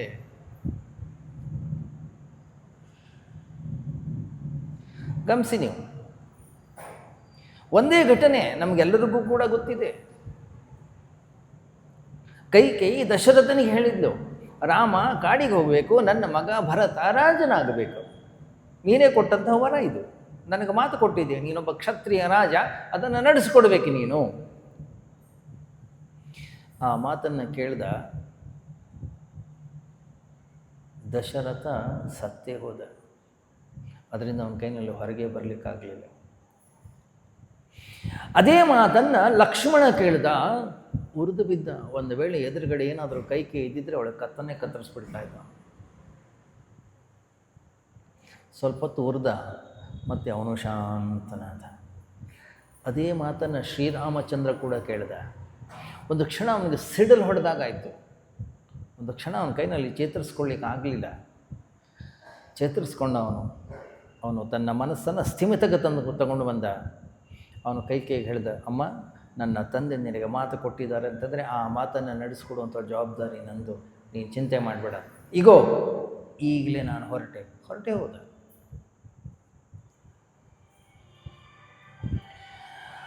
ನಮ್ಮ ಜೀವನದಲ್ಲಿಯೂ ಕೂಡ ವಿಚಿತ್ರವಾದಂತಹ ಘಟನೆಗಳು ಘಟಿಸ್ತವೆ. ಜೀವನ ನಾವು ತಿಳ್ಕೊಂಡಷ್ಟು ಸರಳ, ಸುಂದರ, ಕೋಮಲವಾಗಿರೋದಿಲ್ಲ. ಗುಲಾಬಿ ಗಿಡದಲ್ಲಿ ಹೇಗೆ ಬರೀ ಗುಲಾಬಿ ಹೂ ಮಾತ್ರ ಬಿಡೋದಿಲ್ವೋ, ಹೇಗೆ ಅದರಲ್ಲಿ ಮುಳ್ಳುಗಳು ಕೂಡ ಇರ್ತವೋ, ಹೌದು. ಅದೇ ರೀತಿಯಲ್ಲಿ ಈ ಜೀವನವೂ ಕೂಡ ಅಷ್ಟೇ ಅನೇಕ ಮುಳ್ಳುಗಳಿಂದ ಕೂಡ್ಕೊಂಡಿದೆ, ಅನೇಕ ನೋವುಗಳಿಂದ ಕೂಡ್ಕೊಂಡಿದೆ, ಅನೇಕ ತಾಪತ್ರಯಗಳಿಂದ ಕೂಡ್ಕೊಂಡಿದೆ, ಅನೇಕ ರೋಗ ರುಜಿನಗಳಿಂದ ಕೂಡ್ಕೊಂಡಿದೆ. ಕಂಸಿ, ಇಲ್ಲಿ ನಾನು ಹೇಗೆ ಬದುಕಬೇಕು ಅನ್ನೋದನ್ನು ನಾವು ಕಲಿಬೇಕು. ನಾವು ಹೊರಗಡೆ ಜಗತ್ತಿಗೆ ಹೇಳೋದಲ್ಲ, ಹೊರಗಡೆ ಜನರಿಗೆ ಹೇಳೋದಲ್ಲ, ಹೊರಗಡೆಯ ಪರಿಸ್ಥಿತಿಗೆ ನಾವು ಹೇಳೋದಲ್ಲ. ನೀನು ಹೀಗಿರೋ ಯಾಕಂದರೆ ನಾನು ಹೀಗಿದ್ದೀನಿ. ಇಲ್ಲ, ಜಗತ್ತು ಹೇಗೇ ಇರಲಿ, ನನ್ನ ಮನಸ್ಸನ್ನು ನಾನು ಹೇಗಿಟ್ಕೊಳ್ಬೇಕು, ಜಗತ್ತಲ್ಲಿ ಏನೇ ಘಟನೆಗಳು ಘಟಿಸಲಿ ಆ ಘಟನೆಗಳನ್ನು ನಾನು ಹೇಗೆ ಎದುರಿಸ್ತೀನಿ ಅನ್ನುವಂಥದ್ದು ನನ್ನ ಕೈಯಲ್ಲಿದೆ. ಸಮರ್ಥವಾಗಿ ಎದುರಿಸ್ತೀನೋ, ಧೈರ್ಯವಾಗಿ ಎದುರಿಸ್ತೀನೋ, ನಾನು ನಗನಗತೆ ಎದುರಿಸ್ತೀನೋ, ಅಥವಾ ಘಟನೆಗಳು ಆದ ಮೇಲೆ ಗಮನಿಸಿ, ನಾವು ಕಲ್ಲೇನಲ್ಲ. ಜೀವನದಲ್ಲಿ ಪೆಟ್ಟುಗಳು ಬಿದ್ದಾಗ, ಜೀವನದಲ್ಲಿ ನಷ್ಟವಾದಾಗ, ಜೀವನದಲ್ಲಿ ಒಂದಿಷ್ಟು ಏರುಪೇರುಗಳಾದಾಗ ನಾವು ಮನುಷ್ಯರೇ, ನಮಗೂ ಮನಸ್ಸಿದೆ, ನಮಗೂ ಒಂದಿಷ್ಟು ಭಾವನೆಗಳಿವೆ. ಇನ್ನೊಬ್ಬರು ಹೆಚ್ಚು ಕಡಿಮೆ ಆದಾಗ, ನಾವು ಬಯಸಿದ್ದಾಗದೇ ಇದ್ದಾಗ ನಮಗೂ ನೋವಾಗುತ್ತೆ, ನಮಗೂ ಕೂಡ ಒಂದಿಷ್ಟು ಸಂಕಟವಾಗುತ್ತೆ. ಎಷ್ಟು ಬೇಡ ಅಂದರೂ ಮನಸ್ಸಿನ ಮೇಲೆ ಒಂದಿಷ್ಟು ಗಾಯಗಳನ್ನು ಉಂಟು ಮಾಡುತ್ತೆ, ಅಲ್ಲ ಒಂದಿಷ್ಟು ಕಲೆಗಳನ್ನು ಉಂಟು ಮಾಡ್ತವೆ ಘಟನೆಗಳು. ಹೌದಲ್ಲ? ಇಲ್ಲ, ಹಿಂದೆ ಎಲ್ಲ ಚಿಕ್ಕ ಮಕ್ಕಳಿಗೆ ಇಂಜೆಕ್ಷನ್ ಹಾಕ್ಸೋರು, ಅವೆಲ್ಲ ಪರ್ಮನೆಂಟ್ ಮಾರ್ಕ್ ಅಲ್ಲ. ಇವಾಗ ಅವೆಲ್ಲ ಇಲ್ಲ ಅನಿಸುತ್ತೆ. ಹೌದಲ್ಲ? ಅವೆಲ್ಲ ಹೋಗೋದೇ ಇಲ್ಲ. ಹಾಗೆ ಜೀವನದಲ್ಲಿಯೂ ಕೂಡ ಅಷ್ಟೇ ಕೆಲವು ಘಟನೆಗಳು ಘಟಿಸ್ತವೆ. ಆ ಘಟನೆಗಳು ನಮ್ಮ ಮನಸ್ಸಿನ ಮೇಲೆ ಶಾಶ್ವತವಾದಂತಹ ಕಲೆಗಳನ್ನು ಉಂಟು ಮಾಡ್ತವೆ. ಕೆಲವು ಘಟನೆಗಳನ್ನು ಎಷ್ಟು ಪ್ರಯತ್ನವನ್ನು ಪಟ್ಟರೂ ಕೂಡ ಅದನ್ನು ಮರೀಲಿಕ್ಕೆ ಆಗೋದಿಲ್ಲ ನಮ್ಮ ಕೈನಲ್ಲಿ. ಅದರಿಂದ ಹೊರಗೆ ಬರಲಿಕ್ಕೆ ನಮ್ಮ ಕೈನಲ್ಲಿ ಆಗೋದಿಲ್ಲ, ಅದನ್ನು ದಾಟಲಿಕ್ಕೆ ನಮ್ಮ ಕೈನಲ್ಲಿ ಆಗೋದಿಲ್ಲ. ಆದರೂ ಆಳ್ತಾ ಕೂತ್ಕೊಳ್ಳುವಂಥದ್ದು ಜೀವನ ಅಲ್ಲ, ಗೋಳಾಡ್ತಾ ಕೂತ್ಕೊಳ್ಳುವಂಥದ್ದು ಜೀವನ ಅಲ್ಲ. ರಂಪಾಟವನ್ನು ಮಾಡಿಕೊಂಡು ಜಗತ್ತನ್ನು ಬೈತಾ, ಸುತ್ತಮುತ್ತಲಿನ ಪರಿಸರವನ್ನು ಬೈತಾ, ಅಥವಾ ನಮ್ಮ ಸುತ್ತಮುತ್ತಲಿನ ಜನರನ್ನು ಶಾಪವನ್ನು ಹಾಕ್ತಾ ಬದುಕುವಂಥದ್ದು ಜೀವನ ಅಲ್ಲ. ಮತ್ತು ಅಶೋಚ್ಯ ನನ್ನವ ಶೋಚಸ್ತ್ವಂ ಪ್ರಜ್ಞಾವಾದಾಂಶ್ಚ ಭಾಷಸೆ ಗತಾಸು ನ ಗತಾಸುಂಶ್ಚ ನಾನು ಶೋಚಂತಿ ಪಂಡಿತಃ. ಭಗವಂತ ಗೀತೆಯಲ್ಲಿ ಹೇಳೋದು, ಯಾವುದಕ್ಕೆ ಅಳಬಾರ್ದು ಅದಕ್ಕೆ ಅಳ್ತಾ ಇದೆಯಾ? ಎದ್ದು ನಿಂತ್ಕೋ. ಅಳುವಂಥದ್ದು ನಿನ್ನ ಸ್ವಭಾವ ಅಲ್ಲ. ಮತ್ತು ಏನಿದು? ಇವೆಲ್ಲ ಏನಂತೀವಿ ನಾವು? ಪಾಸಿಂಗ್ ಕ್ಲೌಡ್ಸ್, ಬಂದು ಹೋಗ್ತಾ ಇರ್ತವೆ. ಏನು ಬೇಡ ಅಂದ್ರೂ ಕೂಡ ಜೀವನದಲ್ಲಿ ಒಂದಿಷ್ಟು ಏರುಪೇರುಗಳು ಆಗ್ತಾನೇ ಇರ್ತವೆ, ಚಿತ್ರ ವಿಚಿತ್ರವಾದ ಘಟನೆಗಳು ಘಟಿಸ್ತಾನೆ ಇರ್ತವೆ. ಮತ್ತು ನಾವು ಶಾಂತವಾಗಿರೋದನ್ನು ಕಲಿಬೇಕು. ನಾವು ಸಮರ್ಥವಾಗಿ ಅದನ್ನು ಎದುರಿಸೋದನ್ನು ಮೊದಲು ಕಲಿಬೇಕು. ನಾವು ಅದು ಯಾರ ಹತ್ರ ಇದೆ? ಅದು ನಮ್ಮ ಹತ್ರ ಇದೆ. ಪ್ರತಿಯೊಂದು ಘಟನೆಗೂ ಕೂಡ ನಾನು ಪ್ರತಿಕ್ರಿಯೆಯನ್ನು ವ್ಯಕ್ತಪಡಿಸ್ತಾ, ಇದು ಸರಿ, ಇದು ಸರಿಯಲ್ಲ, ಇದು ಹೀಗಾಗಬೇಕಿತ್ತು, ಅದು ಹಾಗಾಗಬೇಕಿತ್ತು, ನಮ್ಮ ಅಭಿಪ್ರಾಯಗಳನ್ನು ವ್ಯಕ್ತಪಡಿಸ್ತಾ ನಾವು ಜೀವನವನ್ನು ನಡೆಸೋದಾದರೆ ನಮ್ಮ ಜೀವನ ನರಕವಾಗುತ್ತೆ. ನಮ್ಮ ಜೀವನ ನರಕವಾಯಿತೋ, ನಮ್ಮದೊಂದು ದೊಡ್ಡ ಗುಣ ಇದೆ. ಏನದು? ನಮ್ಮ ಸುತ್ತಮುತ್ತಲು ಬಂದವರು ಜೀವನವನ್ನು ನಮ್ಮ ನರಕವನ್ನಾಗಿ ಮಾಡ್ತೀವಿ.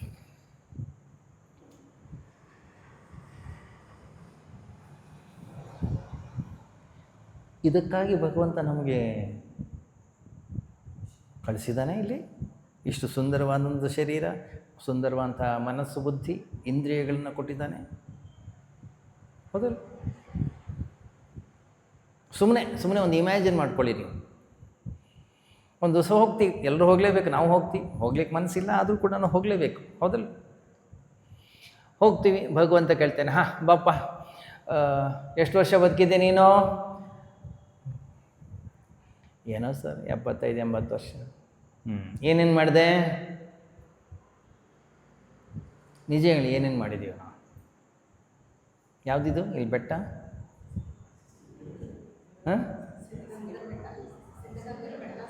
ಸಿದ್ಧಗಂಗಾ ಬೆಟ್ಟದಷ್ಟು ಅಕ್ಕಿ ತಿಂದಿದ್ದೀವಿ 80 ವರ್ಷದಲ್ಲಿ.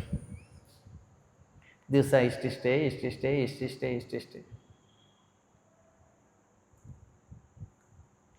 ಭಗವಂತ ಅಂತಾನೆ ಇದಕ್ಕೆ ಕಳಿಸಿದ್ನ ನಿನ್ನನ್ನು ಕೆಳಗೆ ನಾನು. ಅಲ್ಲೆಲ್ಲ ಹುಸುಲು ಎಲ್ಲ ಒಳ್ಳೆಯ ರೀತಿಯ ಫಲವತ್ತಾಗಿ ಬೆಳೆದಂಥ ತರಕಾರಿ, ಹಣ್ಣುಗಳು, ಅಕ್ಕಿ, ಬೇಳೆ ಏನಿದೆ ಅದನ್ನೆಲ್ಲ ತಿಂದು ಮಾಡಬಾರ್ದನ್ನೆಲ್ಲ ಮಾಡಿಕೊಂಡು ಜೀವನ ಮಾಡಲಿಕ್ಕೆ ನಾನು ನಿನ್ನನ್ನು ಕಳಿಸಿದ್ನ. ಬೇರೆ ಏನು ಮಾಡಿದ್ದೀಯಾ ವಿಚಾರ ಮಾಡಿ. ಬೇರೆ ಏನು ನಾವು ಮಾಡಿದ್ದೀವಿ? ಏನಾದರೂ ಒಂದಿಷ್ಟು ಒಳ್ಳೆಯದು, ಒಂದಿಷ್ಟು ಒಳ್ಳೆಯ ಚಿಂತನೆ, ಒಂದಿಷ್ಟು ಒಳ್ಳೆಯ ಕರ್ಮಗಳು, ಒಂದಿಷ್ಟು ಪರೋಪಕಾರ, ಒಂದಿಷ್ಟು ಒಳ್ಳೆಯ ಮಾತುಗಳು, ಇನ್ನೊಬ್ಬರಿಗೆ ಸುಖವನ್ನು ಮತ್ತೊಬ್ಬರಿಗೆ ಸಂತೋಷವನ್ನು ಕೊಡ್ತಕ್ಕಂಥ ವ್ಯವಹಾರಗಳು, ಅಥವಾ ಬರೀ ಚುಚ್ಚು ಮಾತು, ಇನ್ನೊಬ್ಬರನ್ನು ನೋಯಿಸ್ತಕ್ಕಂತಹ, ಮತ್ತೊಬ್ಬರಿಗೆ ದುಃಖವನ್ನು ಕೊಡ್ತಕ್ಕಂತಹ, ಮತ್ತೊಬ್ಬರಿಗೆ ತೊಂದರೆಯನ್ನು ಉಂಟು ಮಾಡ್ತಕ್ಕಂತಹ.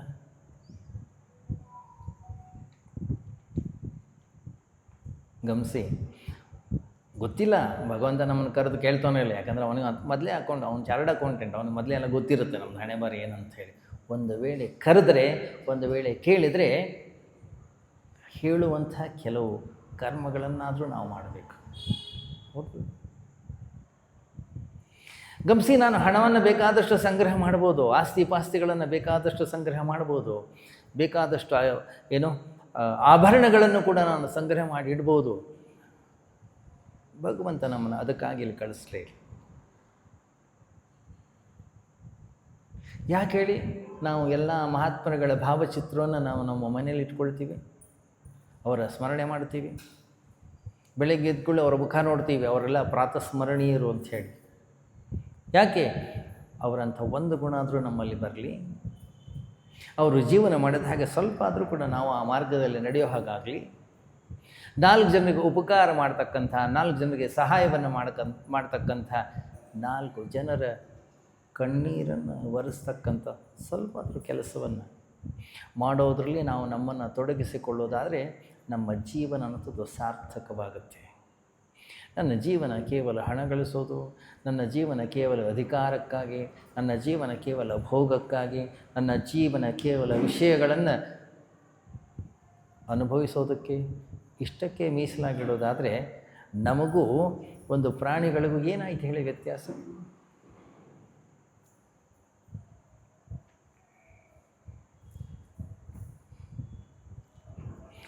ಗಮನಿಸಿ, ನಮ್ಮ ಶಾಸ್ತ್ರ ಹಣ ಸಂಗ್ರಹ ಮಾಡಬೇಡ ಅಂತ ಹೇಳಿಲ್ಲ, ನಮ್ಮ ಶಾಸ್ತ್ರ ಮನೆಯನ್ನು ಕಟ್ಕೊಳ್ಬೇಡ ಅಂತ ಹೇಳಿಲ್ಲ, ನಮ್ಮ ಶಾಸ್ತ್ರ ಮದುವೆ ಮಾಡ್ಕೊಳ್ಬೇಡ ಅಂತ ಹೇಳಿಲ್ಲ, ನಮ್ಮ ಶಾಸ್ತ್ರ ಮಕ್ಕಳನ್ನು ಮಾಡ್ಕೊಳ್ಬೇಡ ಅಂತ ಹೇಳಿಲ್ಲ, ನಮ್ಮ ಶಾಸ್ತ್ರ ಏನೂ ಮಾಡಬೇಡ ಅಂತ ಹೇಳಿಲ್ಲ. ಆದರೆ ಎಷ್ಟು ಮಾಡಬೇಕು, ನಾನು ಎಲ್ಲಿರಬೇಕು, ಹೌದು, ಹೇಗೆ ವ್ಯವಹರಿಸಬೇಕು? ಗಮನಿಸಿ, ಈ ಜಗತ್ತನ್ನುವಂಥದ್ದು ಪ್ರತಿನಿತ್ಯವೂ ಕೂಡ ನಡೆಯತಕ್ಕಂಥ ಒಂದು ಪರೀಕ್ಷಾ ಕೊಠಡಿ. ಪ್ರತಿನಿತ್ಯವೂ ಕೂಡ ಏನಾದರೂ ಒಂದು ಹೊಸ ಘಟನೆ ಅನ್ನೋದು ನಡೀತಾ ಇರ್ತದೆ. ಆ ಹೊಸ ಘಟನೆ ನಡೆಯುವಾಗ ನಾನು ಎಲ್ಲಿದ್ದೇನೆ, ನಾನು ಹೇಗೆ ಅದನ್ನು ಎದುರಿಸ್ತಾ ಇದ್ದೇನೆ, ಏನದು? ಅದು ನನ್ನ ಪರೀಕ್ಷೆ. ನಾನು ಪ್ರತಿಯೊಂದು ಈ ಜೀವನದ ಸಮಸ್ಯೆಗಳು ನನಗೆ ಬಂದಾಗ ಆ ಸಮಸ್ಯೆಯಲ್ಲಿ ನಾನು ಪಾಸ್ ಆಗ್ತೀನೋ, ನಾನು ಫೇಲ್ ಆಗ್ತಾ ಇದ್ದೀನೋ. ನಾನು ಫೇಲ್ ಆದರೆ ಅಳ್ತಾ ಕೂತ್ಕೊಳ್ಳೋ ಅವಶ್ಯಕತೆ ಏನಿಲ್ಲ. ಯಾಕೆ? ಜೀವನದಲ್ಲಿ ಹುಟ್ಟಿದ ಕೂಡಲೇ ಮಗು ನಡೆಯೋದಿಲ್ಲ. ಹುಟ್ಟಿದ ಕೂಡಲೇ ಮಗು ನಡೆದ್ರೆ ಅದನ್ನು ಮನುಷ್ಯನ ಮಗು ಅಂತ ಕರೆಯೋದಿಲ್ಲ, ಅದನ್ನು ಕರು ಅಂತ ಕರೀತಾರೆ. ಪ್ರಾಣಿಗಳು ಹುಟ್ಟಿದ ಕೂಡಲೇ ನಡಿಲಿಕ್ಕೆ ಶುರು ಮಾಡ್ಬಿಡ್ತಾರೆ. ಮನುಷ್ಯನ ಮಗು ಹಾಗಲ್ಲ, ಅದಕ್ಕೊಂದು ಸಮಯ ಅಂತ ಇರುತ್ತೆ. ಅದು ನಡಿಲಿಕ್ಕೆ ಕಲಿಬೇಕಾದ್ರೆ ಎಷ್ಟು ಸರಿ ಬೀಳುತ್ತೋ. ಎಡವದೆಯ ಮೈಗಾಯ ಒಡೆಯದೆಯ ಮಗುವಾರು ನಡೆಯ ಕಲಿತವನು ಮತಿ ನೀತಿ ಗತಿಯಂತು. ಬಿದ್ದು ಮತ್ತೆದ್ದು ಮೈ ದಡಬಿಕೊಳ್ಳುವವರೆಲ್ಲ. ಎಷ್ಟು ಸಾರಿ ಬೀಳ್ತೀವೋ, ಎಷ್ಟು ಸಾರಿ ಹೇಳ್ತೀವೋ, ಎಷ್ಟು ಸರಿ ಗಾಯ ಆಗುತ್ತೋ, ಎಷ್ಟು ಸರಿ ಕೈಕಾಲು ಮುರ್ಕೊಳ್ಳುತ್ತೋ ಮಗು ಗೊತ್ತಿಲ್ಲ ನಮಗೆ. ಆದರೂ ಒಮ್ಮೆ ನಡೀಲಿಕ್ಕೆ ಕಲಿತದೆ. ಇವತ್ತಿಗೆ ನಾವೆಲ್ಲ ನಡೆಯೋದನ್ನು ಕಲ್ತಿದ್ದೀವಿ. ಈ ಜಗತ್ತಿನ ಅತ್ಯಂತ ದೊಡ್ಡ ಅದ್ಭುತ ಅದು. 2 ಕಾಲಲ್ಲಿ ನಾವು ನಡ್ಕೊಂಡು ಓಡ್ತಾ ಇದ್ದೀವಲ್ಲ, ಅದೇ ಅದ್ಭುತ. ಹೆಂಗೆ ಕಲ್ತಿದ್ದೀವಿ? ಅಷ್ಟು ಅಭ್ಯಾಸವನ್ನು ಮಾಡಿದ್ದೀವಿ, ಅಷ್ಟು ಪ್ರಯತ್ನವನ್ನು ನಾವು ಮಾಡಿದ್ದೇವೆ. ಈ ಜಗತ್ತಿನಲ್ಲಿ ಪೂಜ್ಯ ಗುರುದೇವ್ ಯಾವಾಗಲೂ ಕೂಡ ಒಂದು ಮಾತು ಹೇಳೋರು, ಈ ಜಗತ್ತಿನಲ್ಲಿ ಬೀಳುವಂಥದ್ದು, ಈ ಜಗತ್ತಿನಲ್ಲಿ ಜಾರುವಂಥದ್ದು ವಿಶೇಷ ಏನಲ್ಲ. ಎಡವುವಂಥದ್ದು ಬೀಳುವಂಥದ್ದು ವಿಶೇಷ ಅಲ್ಲ. ಬಿದ್ದಷ್ಟು ಬಾರಿ ನಾನು ಎದ್ದು ನಿಂತುಕೊಳ್ತೀನೋ ಅದು ಬಹಳ ವಿಶೇಷ. ಅಲ್ಲೇ ಗೋಳಾಡ್ತಾ, ಅಲ್ಲೇ ಅಳ್ತಾ, ಅಲ್ಲೇ ನರಳಾಡ್ತಾ, ಅಲ್ಲೇ ಒದ್ದಾಡ್ತಾ ಇರ್ತೀನೋ ಹಾಗಾದರೆ ಅದೇನಲ್ಲ ವಿಶೇಷ. ಎಲ್ಲರೂ ಅದನ್ನೇ ಮಾಡ್ತಾ ಇದ್ದಾರೆ. ಹೊರಗಡೆ ಜಗತ್ತನ್ನು ನೋಡಿ ನೀವು, ಪ್ರತಿಯೊಬ್ಬ ವ್ಯಕ್ತಿಯ ಅಂತಃಕರಣದ ಆಳ ಕೇಳಿದು ನೋಡಿ ಅವನಂತಾನೆ, ಆರಾಮಾಗಿದ್ದೀರಾ? ಓ ಎಲ್ಲ ಇದೆ ಸ್ವಾಮಿ, ಹೆಂಡ್ತಿದೇ ಒಂದು ಸಮಸ್ಯೆ. ಇವ್ರ ಮನೇಲಿ ಹೆಂಡತಿ ಸಮಸ್ಯೆ ಇರ್ಬೋದು, ಅವ್ರ ಮನೆಯಲ್ಲಿ ಗಂಡನ ಸಮಸ್ಯೆ ಇರ್ಬೋದು, ಮತ್ತೊಬ್ಬರ ಮನೇಲಿ ಅತ್ತೆ ಸಮಸ್ಯೆ ಇರ್ಬೋದು, ಮತ್ತೊಬ್ಬರ ಮನೆಯಲ್ಲಿ ಮೈದನ ಸಮಸ್ಯೆ ಇರ್ಬೋದು, ಮತ್ತೊಬ್ಬರ ಮನೆಯಲ್ಲಿ ಹಣಕಾಸಿನ ಸಮಸ್ಯೆ ಇರ್ಬೋದು, ಮತ್ತೊಬ್ಬರ ಮನೆಯಲ್ಲಿ ಅವರ ಆರೋಗ್ಯದ ಸಮಸ್ಯೆ ಇರ್ಬೋದು, ಮತ್ತೊಬ್ಬರ ಮನೆಯಲ್ಲಿ ಅವರೇ ಸಮಸ್ಯೆ ಆಗಿರ್ಬೋದು. ಯಾರ ಮನೆಯಲ್ಲೂ ಸಮಸ್ಯೆ ಇಲ್ಲ. ಸಮಸ್ಯೆ ಇಲ್ಲದೆ ಇರ್ತಕ್ಕಂಥ ಮನೆ ಇದೆಯಾ? ಸಮಸ್ಯೆ ಇಲ್ಲದೆ ಇರ್ತಕ್ಕಂಥ ಜಗತ್ತಿದೆಯಾ? ಜನ ಇದ್ದಾರೆ.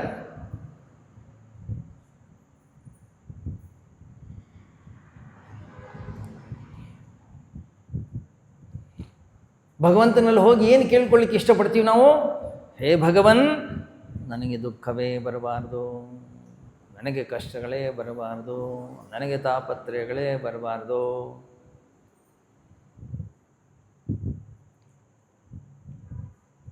ಹೇಗಿರಬೇಕು?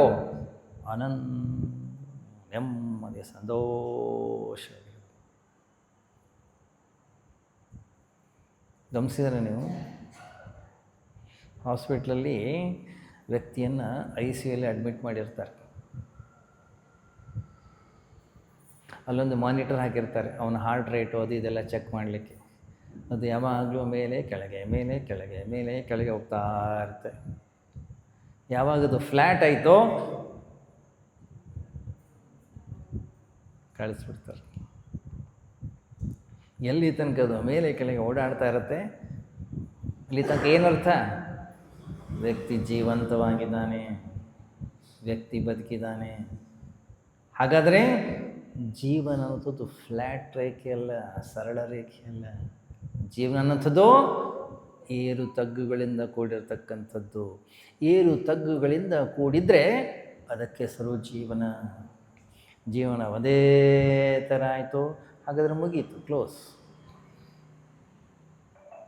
ಹೌದಲ್ಲ? ನಿಮಗೆ ಶೀತ ಬರ್ತಾ ಇದೆ, ನಿಮಗೆ ತಲೆನೋವು ಬರ್ತಾ ಇದೆ, ನಿಮಗೆ ಗ್ಯಾಸ್ಟ್ರಿಕ್ ಏನೋ ಸಮಸ್ಯೆ ಬರ್ತಾ ಇದೆ, ಅಥವಾ ಸೊಂಟ ನೋವು, ಕಾಲು ನೋವು, ಕೈ ನೋವು, ಇನ್ನೇನೋ ಮತ್ತೇನೋ ಬರ್ತಾ ಇದೆ, ಸಂತೋಷ. ಯಾಕೆ? ನೀವು ಜೀವಂತವಾಗಿದ್ದೀರಿ. ಅಷ್ಟು ಮಾತ್ರ ಅಲ್ಲ, ಆರೋಗ್ಯವಾಗಿದ್ದೀರಿ. ಯಾಕೆ? ಈ ಜಗತ್ತಿನಲ್ಲಿ ಆರೋಗ್ಯವಂತನಿಗೆ ಮಾತ್ರ ರೋಗ ಬರಲಿಕ್ಕೆ ಸಾಧ್ಯ.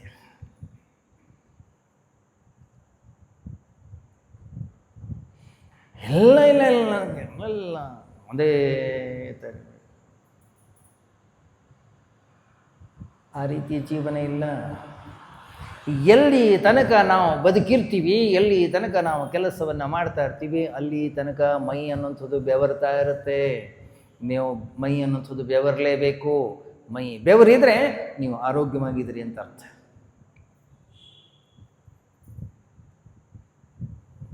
ಎಲ್ಲ ಗಲೀಜು ಇದೇನಿರಬಾರ್ದು. ಅರೆ ಹಾಗಾದ್ರೆ ಸತ್ತೋಗ್ಬೇಕಷ್ಟೇ. ಹೌದಾ? ಗಮನಿಸಿ, ನಮಗೆ ಜೀವನದ ಪ್ರತಿ ಸರಿಯಾದ ದೃಷ್ಟಿಕೋನ ಇಲ್ಲ. ಜೀವನ ಅಂದ್ರೇನು ನಾವು ಸರಿಯಾದ ರೀತಿಯಲ್ಲಿ ಇನ್ನೂ ಅರ್ಥ ಮಾಡ್ಕೊಂಡಿಲ್ಲ. ನಾವು ಏನೇನೋ ಬಯಸ್ತೀವಿ. ನಾವು ಇಲ್ಲಿ ಸುಖ ಮಾತ್ರ ಇರಬೇಕು, ಇಲ್ಲಿ ಸಂತೋಷ ಮಾತ್ರ ಇರಬೇಕು, ಇಲ್ಲಿ ನೆಮ್ಮದಿ ಮಾತ್ರ ಇರಬೇಕು, ಇಲ್ಲಿ ಲಾಭ ಮಾತ್ರ ನಂಗೆ ಬರ್ತಾ ಇರಬೇಕು. ಮೂರ್ಖತನ. ಯಾಕೆ? ಆ ರೀತಿಯಲ್ಲಿ ಬರೋದಿಲ್ಲ.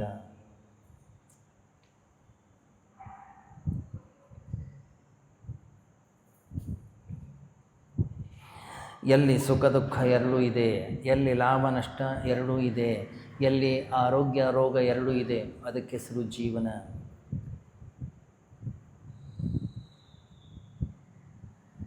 ಒಂದಿರಬೇಕು ಇನ್ನೊಂದಿರಬಾರ್ದು ಇಲ್ಲ, ಜೀವನ ಅಲ್ಲ ಅದು.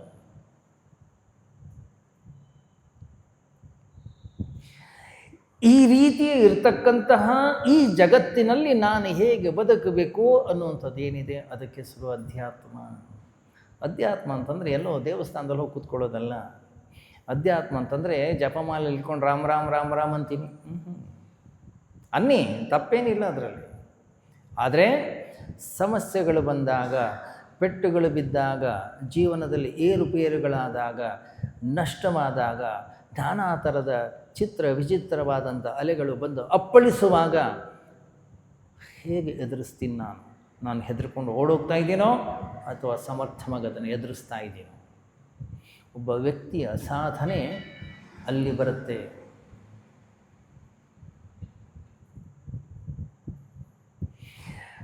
ಸಣ್ಣ ಸಣ್ಣ ಸಮಸ್ಯೆಗಳು ಬಂದು ಕೂಡಲೇ ನಾನು ಗೋಳಾಡ್ತೀನಿ, ಅಳ್ತಾ ಕೂತ್ಕೊಳ್ತೀನಿ, ರಂಪಾಟ ಮಾಡ್ತಾಯಿದ್ದೀನಿ, ಮತ್ತೊಬ್ಬರ ಮೇಲೆ ಕಂಪ್ಲೇಂಟ್ ಮಾಡ್ಕೊಂಡು ಕೂತ್ಕೊಂಡಿದ್ದೀನಿ. ಅರೇ, ಅದನ್ನು ಜೀವನ ಅಂತ ಕರೀತಾರ? ಅದಲ್ಲ ಜೀವನ. ಅರ್ಜುನ ಕೂಡ ಅದನ್ನೇ ಮಾಡಿದ್ದು.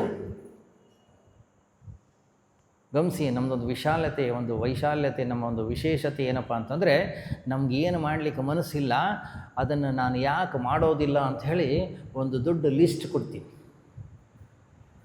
ಅದಕ್ಕೆ ತರ್ಕಗಳನ್ನು ಕೊಡ್ತೀನಿ, ಅದಕ್ಕೆ ಭಾಳಷ್ಟು ಲಾಜಿಕ್ಗಳನ್ನು ಕೊಡ್ತೀನಿ ನಾನು.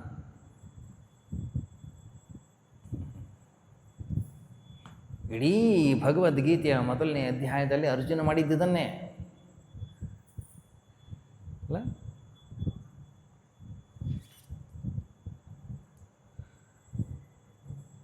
ಭಗವಂತ ಹೇಳಿದ್ದೇನು?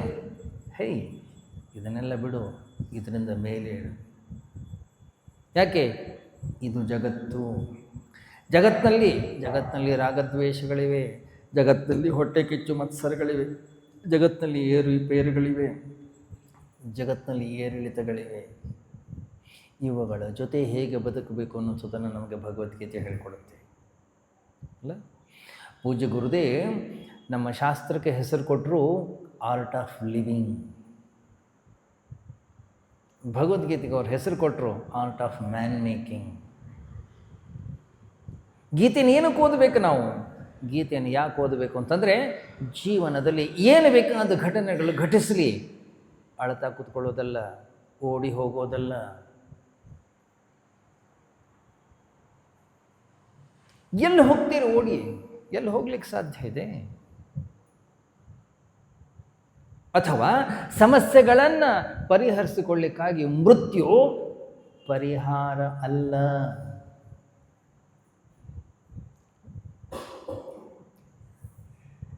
ಜಪಾನ್ನಲ್ಲಿ ಒಬ್ಬ ವ್ಯಕ್ತಿ ಆಗಿ ಹೋದ.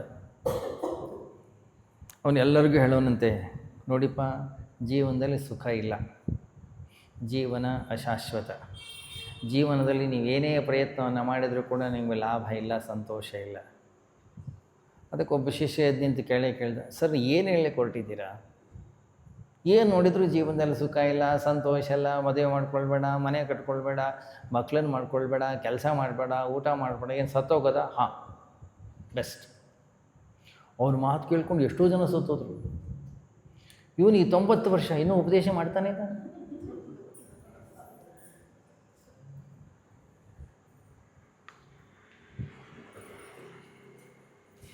ಜೀವನದಲ್ಲಿ ಸಣ್ಣ ಪುಟ್ಟ ಘಟನೆಗಳು ಘಟಿಸಿದಾಗ ವ್ಯಕ್ತಿ ಆತ್ಮಹತ್ಯೆ ಮಾಡಿಕೊಳ್ಳುವ ವಿಚಾರವನ್ನು ಮಾಡ್ತಾನೆ, ಗೋಳಾಡ್ತಾನೆ, ನರಳಾಡ್ತಾನೆ ಅಲ್ಲ.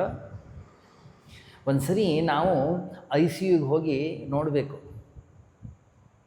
ICUನಲ್ಲಿ ಏನು ಅಡ್ಮಿಟ್ ಮಾಡಿದಾರಲ್ಲ, ಆ ವ್ಯಕ್ತಿ ಬದುಕಲಿಕ್ಕಾಗಿ ಎಷ್ಟು ಕಷ್ಟಪಡ್ತಾ ಇದ್ದಾನೆ. ತನ್ನ ಜೀವನದ ವರಮಾನವನ್ನು ಅಲ್ಲಿ ಪಣಕ್ಕಿಟ್ಟಿದ್ದಾನ ಅವನು. ಯಾಕೆ? ಏನು ಬೇಕಾದಾಗಲಿ ನಾನು ಅದನ್ನು ಕೊಡ್ತೀನಿ, ನಾನು ಬದುಕಬೇಕು. ಹೌದಾ? ಯಾಕೆ? ಜೀವನ ಅನ್ನಿಸೋದು ಅಷ್ಟು ಅಮೂಲ್ಯ. ಅಷ್ಟು ಸುಂದರವಾದಂತಹ ಶರೀರ, ಅಷ್ಟು ಸುಂದರವಾದಂತಹ ಆರೋಗ್ಯ, ಇಂದ್ರಿಯ, ಮನಸ್ಸು, ಬುದ್ಧಿಗಳನ್ನು ಕೊಟ್ಟಾಗ ಅದನ್ನು ಹೇಗೆ ಉಪಯೋಗಿಸ್ಕೊಳ್ಬೇಕು, ಹೇಗೆ ಜೀವಿಸಬೇಕು ಅನ್ನಿಸೋದನ್ನು ಮೊದಲು ನಾವು ಕಲಿಯಬೇಕು.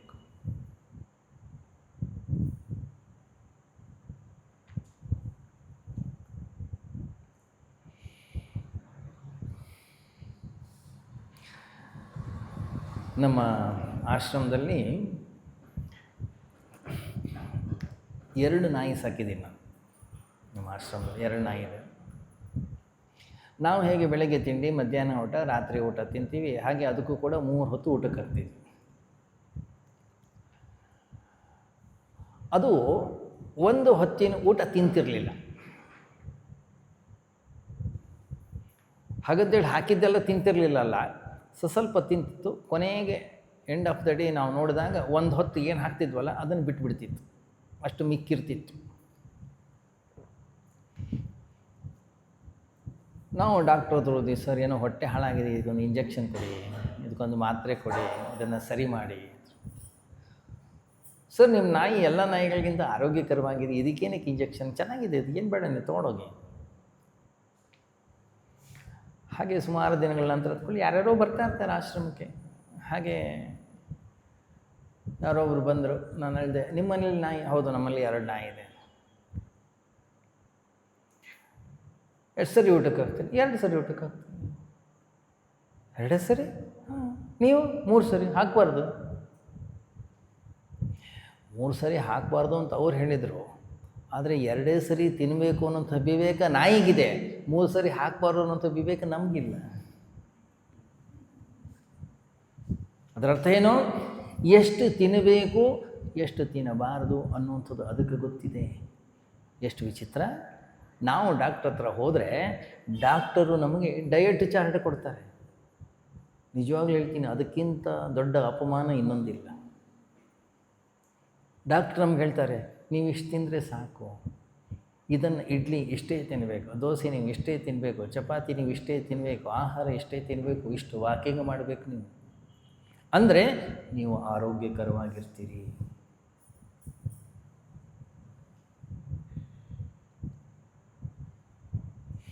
ಹಾಗಾದರೆ ನಮ್ಮ ಜೀವನದಲ್ಲಿ ನಮ್ಮ ಆರೋಗ್ಯ ಹಾಳಾಗಿದೆ, ನಮ್ಮ ಶರೀರದ ಆರೋಗ್ಯ ಹಾಳಾಗಿದೆ, ನಮ್ಮ ಮನಸ್ಸಿನ ಆರೋಗ್ಯ ಹಾಳಾಗಿದೆ ಅಂದರೆ ನಾವು ಮಾಡಿದ ಕರ್ಮದಿಂದ, ನಮ್ಮ ಅವಿವೇಕದಿಂದಾಗಿ. ನನಗೆ ಗೊತ್ತಿಲ್ಲ ಈ ಶರೀರವನ್ನು ಹೇಗೆ ಇಟ್ಕೊಳ್ಬೇಕು ಅಂತ ಹೇಳಿ. ನನಗೆ ನನ್ನ ಇಂದ್ರಿಯಗಳ ಮೇಲೆ ಹತೋಟಿ ಇಲ್ಲ, ನನಗೆ ನನ್ನ ಮನಸ್ಸಿನ ಮೇಲೆ ಹತೋಟಿ ಇಲ್ಲ, ನನಗೆ ನನ್ನ ಶರೀರದ ಮೇಲೆ ಹತೋಟಿ ಇಲ್ಲ.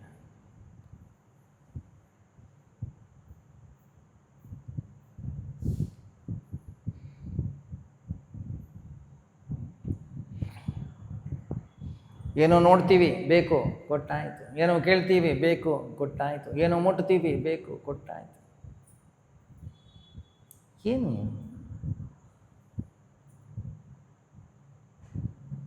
ಬೆಳಿಗ್ಗೆ ಕೂತ್ಕೊಂಡ್ಬರ್ತಾನಲ್ಲ, ಏನು ಗಾಡಿನಾಯಿತು? ಯಾರ ಮನೆಯಲ್ಲೂ ಕೇಳಲ್ಲ, ಇದೇನು ಕಸ, ಇದೇನು ಕಸ, ಇದೇನು, ನೀವು ಹೊರಗಿಟ್ರೆ ಸಾಕು ಎಲ್ಲ ಹಾಕ್ಕೊಂಡು ಹೋಗ್ತಾ ಇರ್ತಾನೆ. ಹಾಗೆ ಮಾಡ್ತಾಯಿದ್ದೀವಿ. ಇನ್ನೂವರೆಗೂ ಈ ಶರೀರ ನಮಗೆ ಸಹಕಾರವನ್ನು ಕೊಡ್ತಾಯಿದ್ದೀವಿ, ಇನ್ನೂ ಆರೋಗ್ಯವಾಗಿದ್ದೀವಿ. ಇನ್ಫ್ಯಾಕ್ಟ್ ನಮ್ಮ ವಿಚಾರ ಹೇಗೆಂದರೆ, ತಟ್ಟೆಯಲ್ಲಿರೋದನ್ನು ಬಾಯಲ್ಲಿ ಹಾಕುವ ತನಕ ನಮ್ಮ ರೆಸ್ಪಾನ್ಸಿಬಿಲಿಟಿ, ಆಮೇಲೆಲ್ಲ ದೇವ್ರ ರೆಸ್ಪಾನ್ಸಿಬಿಲಿಟಿ.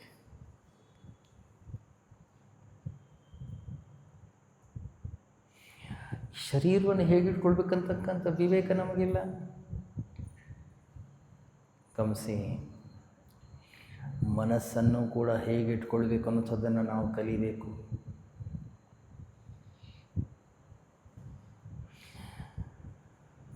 ಘಟನೆಗಳಾಗೋದಿಲ್ಲ ಅಂತಿಲ್ಲ, ಪೆಟ್ಟುಗಳು ಬೀಳೋದಿಲ್ಲ ಅಂತಲ್ಲ, ನಷ್ಟ ಆಗೋದಿಲ್ಲ ಅಂತಲ್ಲ. ತಾಳಿ ಮೆಲುಮೆಲುನೊಮ್ಮೆ ಧಾಳಿರಬಸದಿನೊಮ್ಮೆ, ಹೇಳದೆಯ ಕೇಳದೆಯ ಬಹನು ವಿಧಿರಾಯ. ಮೇಲ ಕೀಳಾಗಿಪನು, ಕೀಳ ಮೇಲಾಗಿಪನು, ತಾಳುಮೆಯಲಿರು ನೀನು ಮಂಕುತಿಮ್ಮ.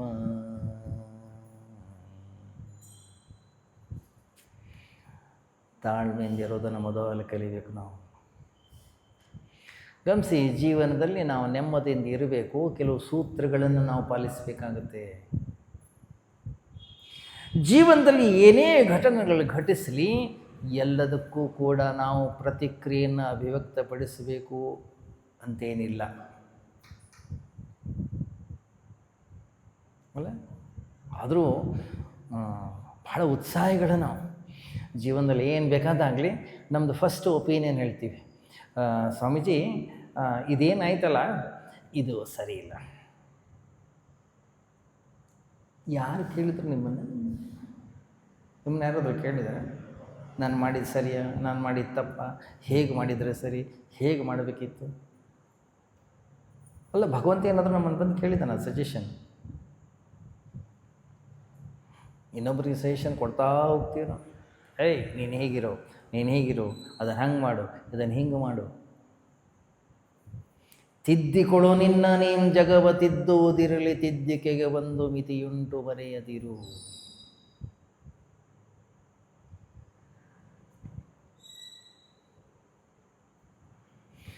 ಜೀವನದಲ್ಲಿ ನಮಗೆ ನೆಮ್ಮದಿ ಬೇಕೋ?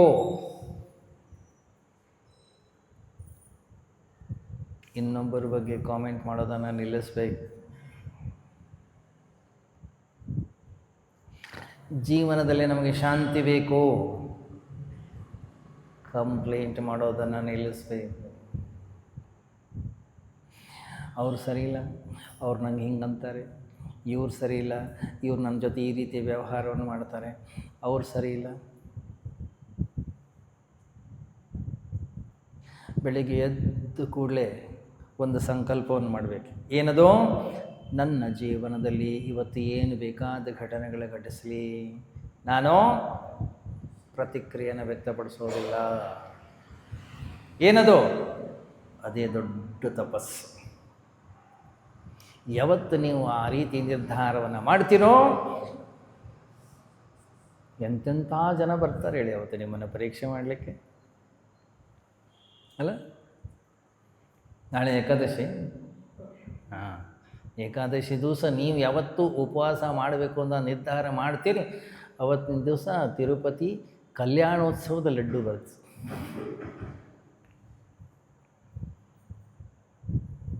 ನಾರ್ಮಲ್ ಲಡ್ಡು ಇಷ್ಟೇ ಇರುತ್ತೆ.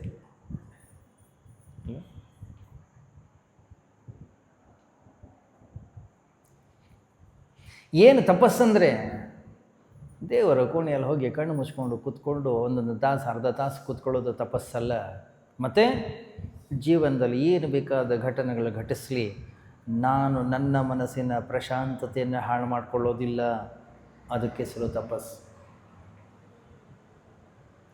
ನಾನು ಜಪ ಮಾಡ್ತೀನಿ, ಯಾಕೆ? ನನ್ನ ಮನಸ್ಸಿನ ಪ್ರಶಾಂತತೆಯನ್ನು ಕಾಪಾಡಿಕೊಳ್ಳಲಿಕ್ಕಾಗಿ. ಪೂಜೆಯನ್ನು ಮಾಡ್ತಿರೋ ಮನಸ್ಸಿನ ಪ್ರಶಾಂತತೆಗಾಗಿ, ಜಪ ಮಾಡ್ತಿರೋ ಮನಸ್ಸಿನ ಪ್ರಶಾಂತತೆಗಾಗಿ, ಧ್ಯಾನವನ್ನು ಮಾಡ್ತಿರೋ ಮನಸ್ಸಿನ ಪ್ರಶಾಂತತೆಗಾಗಿ. ಮನಸ್ಸನ್ನು ಹಾಳು ಮಾಡಿಕೊಳ್ಳಿಕ್ಕಲ್ಲ, ಮನಸ್ಸನ್ನು ಹಾಳು ಮಾಡಿಕೊಳ್ಳಿಕ್ಕೆ ಭಗವಂತ ಹೊರಗಡೆ ಜಗತ್ತನ್ನು ನಿರ್ಮಾಣ ಮಾಡಿದ್ದಾನೆ.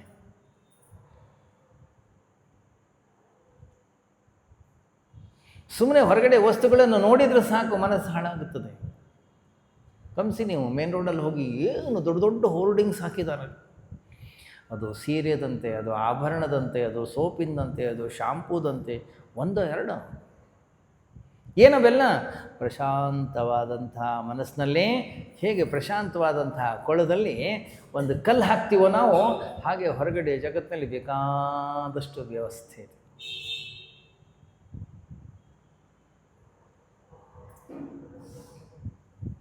ನಮಗೆ ಗೊತ್ತೇ ಆಗೋದಿಲ್ಲ.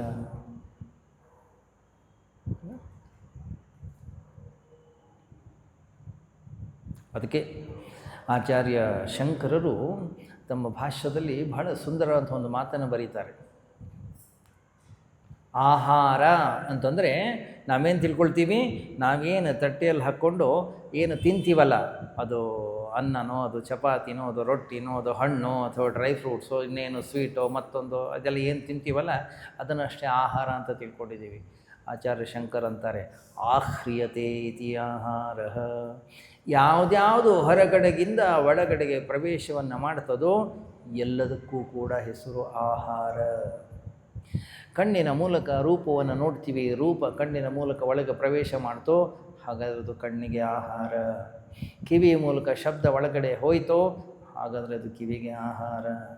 ಚರ್ಮದ ಮೂಲಕ ಸ್ಪರ್ಶ ಮಾಡ್ತೀವಿ, ಚರ್ಮಕ್ಕೆ ಆಹಾರ. ಮೂಗಿನ ಮೂಲಕ ಆಘ್ರಾಣಿಸ್ತೀವಿ, ಮೂಗಿಗೆ ಆಹಾರ. ಪ್ರತಿಯೊಂದು ಆಹಾರವೂ ಒಳಗಡೆ ಹೋದ ಕೂಡಲೇ ಅದು ಸುಮ್ಮನೆ ಕೂತ್ಕೊಳ್ಳೋದಿಲ್ಲ, ಅದು ಅದರ ಕೆಲಸವನ್ನು ಮಾಡುತ್ತೆ. ಅದು ಶಕ್ತಿಯನ್ನು ಉಂಟು ಮಾಡುತ್ತದೆ. ಅದು ರಾಜಸಿಕವೋ, ಅದು ತಾಮಸಿಕವೋ, ಅದು ಸಾತ್ವಿಕವೋ, ಏನೋ ಅದು ತನ್ನ ಕೆಲಸವನ್ನು ಆರಂಭ ಮಾಡಿಬಿಡುತ್ತೆ. ಆದ್ದರಿಂದ ನನಗೆ ಗೊತ್ತಿರಬೇಕು ಯಾವ ಆಹಾರವನ್ನು ನಾನು ಸ್ವೀಕಾರ ಮಾಡಬೇಕು, ಯಾವ ಆಹಾರವನ್ನು ನಾನು ಸ್ವೀಕಾರ ಮಾಡಬಾರ್ದು.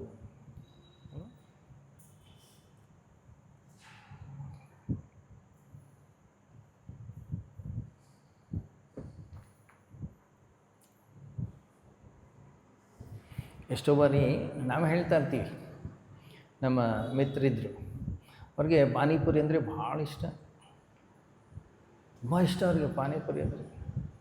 ಆದರೆ ಅವರಿಗೆ ಪಾನಿಪುರಿ ತಿಂದರೆ ಆಗಲ್ಲ, ಅವ್ರು ತಿನ್ನಬಾರ್ದು. ಯಾವಾಗಲೂ ಅಷ್ಟೇ ಜೀವನ. ಹೇಗಂತಂದರೆ ಯಾವುದನ್ನು ನಾವು ತಿಂದರೆ ನಮಗೆ ಆಗ ಬರೋದಿಲ್ಲ, ಅದು ನಮಗೆ ಭಾಳ ಇಷ್ಟ. ತಿಂತೀವಿ ನಾವು, ಆಮೇಲೆ ಏನು ಹೆಚ್ಚು ಕಡಿಮೆ ಆದರೆ ನಾವೇ ಅಂತೀವಿ, ನಂಗೆ ಗೊತ್ತಿತ್ತು ಹಿಂಗಾಗೇ ಆಗುತ್ತೆ ಅಂತ, ನಂಗೆ ಗೊತ್ತಿತ್ತು.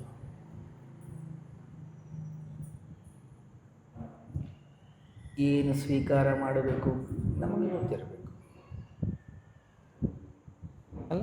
ಎಷ್ಟೋ ಬಾರಿ ನಮ್ಮ ಮನೆಗಳಲ್ಲಿ ನಾವೇ ಯಾರ್ದು ಮನೆಗೆ ಹೋಗಿರ್ತೀವಿ, ಏನೋ ಊಟ ತಿಂಡಿಗೇನೋ ಹೋಗಿರ್ತೀವಿ, ಆವಾಗ ನಾವಂತೀವಿ ಏನು ಮಾಡಿದ್ದೀರಿ, ಇದು ಇಲ್ಲ, ಇದು ನಂಗೆ ಆಗಲ್ಲ. ಯಾಕೆ?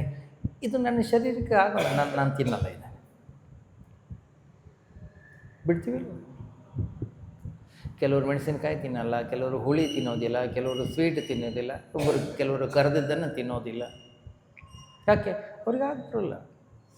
ಹಾಗಂತೇಳಿ ಅವ್ರಿಗೆ ಇಷ್ಟ ಇಲ್ಲ ಅಂತಿಲ್ಲ, ಇಷ್ಟ ಇದೆ.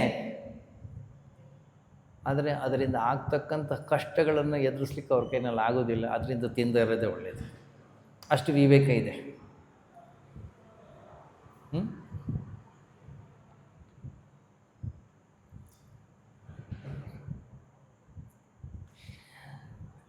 ಏನು ಮಾತಾಡಬೇಕು, ಏನು ಕೇಳಬೇಕು, ಏನು ಮಾಡಬೇಕು, ಏನು ಮಾಡಬಾರ್ದು ನಮಗೆ ಗೊತ್ತಿರಬೇಕು.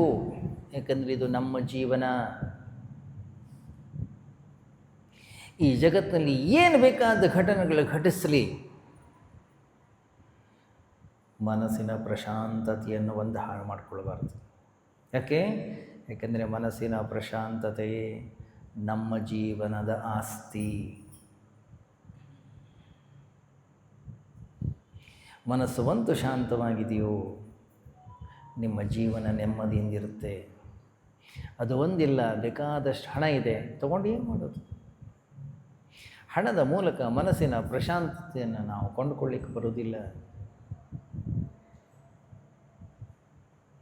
ದೊಡ್ಡ ಮನೆಯನ್ನು ಕಟ್ಟಿಸಿ ನಾನು ಪ್ರಶಾಂತ ನಿಲಯ ಬರೋದಿಲ್ಲ. ಹೆಸರಿಟ್ಕೊಳ್ಳಿ, ಪ್ರಶಾಂತಿ ಬರುತ್ತೆ ಒಳಗಡೆಗೆ.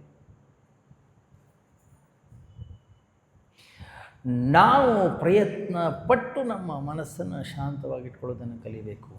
ಸಣ್ಣ ಸಣ್ಣ ಘಟನೆಗಳಿಗೆ ನಾನು ಪ್ರತಿಕ್ರಿಯೆಯನ್ನು ವ್ಯಕ್ತಪಡಿಸೋದಿಲ್ಲ. ಸಣ್ಣ ಸಣ್ಣ ಘಟನೆಗಳಿಗೆ ನಾನು ನನ್ನ ಮನಸ್ಸನ್ನು ಹಾಳು ಮಾಡಿಕೊಳ್ಳೋದಿಲ್ಲ. ನಾನು ನಿರ್ಧಾರ ಮಾಡಬೇಕು. ಇದಕ್ಕೆ ಹೆಸರು ತಪಸ್ಸು. ಆದ್ದರಿಂದ ತಪಸ್ಸನ್ನು ಮಾಡಲಿಕ್ಕೆ ನಾವು ಹಿಮಾಲಯಕ್ಕೆ ಹೋಗೋ ಅವಶ್ಯಕತೆ ಇಲ್ಲ. ತಪಸ್ಸನ್ನು ಮಾಡಲಿಕ್ಕೆ ಗುಹೆಗಳಿಗೆ ಹೋಗೋ ಅವಶ್ಯಕತೆ ಇಲ್ಲ.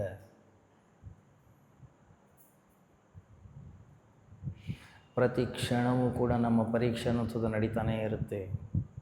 ಪ್ರತಿಯೊಂದು ಘಟನೆಯೂ ಕೂಡ ನಾನು ಎಲ್ಲಿದ್ದೇನೆ ಅನ್ನೋದನ್ನು ನಮಗೆ ತೋರಿಸ್ತದೆ. ಹೊರಗಡೆಗೆ ಮುಖ ಧರಿಸ್ಕೊಳ್ಬೋದು ನಾವು, ಪ್ರಸನ್ನ ಪ್ರಶಾಂತ ನಗುಮುಖದಿಂದ ಇರೋ ಹಾಗೆ. ಆದರೆ ಒಳಗಡೆಗೆ ಆ ಕೋಲಾಹಲ, ಆ ಸಮುದ್ರದಲ್ಲಿ ಏನು ದೊಡ್ಡ ದೊಡ್ಡ ಅಲೆಗಳು ಅಪ್ಪಳಿಸ್ತಾ ಇರ್ತಾವಲ್ಲ,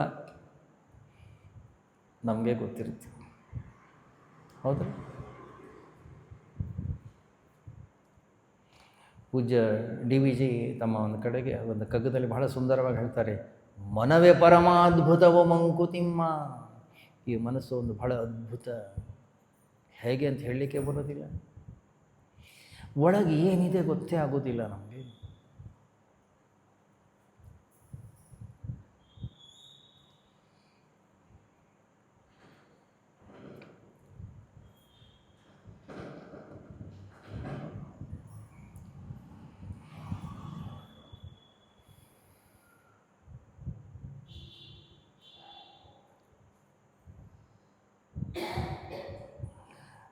ಗಮನಿಸಿ,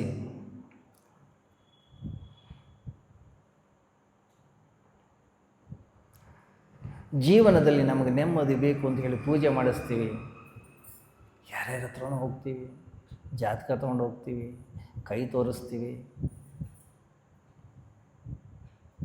ಏನೇನೋ ಹೋಮಗಳನ್ನು ಮಾಡಿಸ್ತೀವಿ, ಏನೇನೋ ಶಾಂತಿಗಳನ್ನು ಮಾಡಿಸ್ತೀವಿ. ಗ್ರಹಗತಿಯ ತಿದ್ದುವನಿ ಜೋಯಿಸನು ಜಾತಕದಿ ವಿಹಿತವಾಗಿ ಉದರಗತಿ ಷಷ್ಠಿ ವಿಧಿ ಸಹಿಸಿದಲ್ಲದೆ ಅದಾವ ದಶೆ ಬಂದೊಡಂ ಸಹನೆ ವಜ್ರದ ಕವಚ ಮಂಕುತಿಮ್ಮ.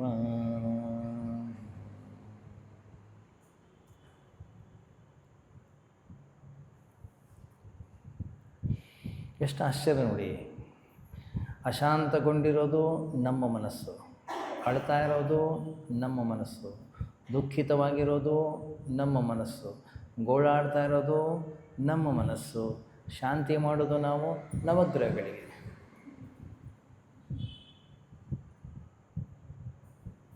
ಅವರು ನವಗ್ರಹಗಳು ವಿಚಾರ ಮಾಡ್ತಾರೆ, ನಾವು ಶಾಂತವಾಗಿದ್ದೀವಿ, ನವಗ್ರಹಗಳು ಏನು ಮಾಡೀವಿ, ಏನು ಮಾಡೀವಿ.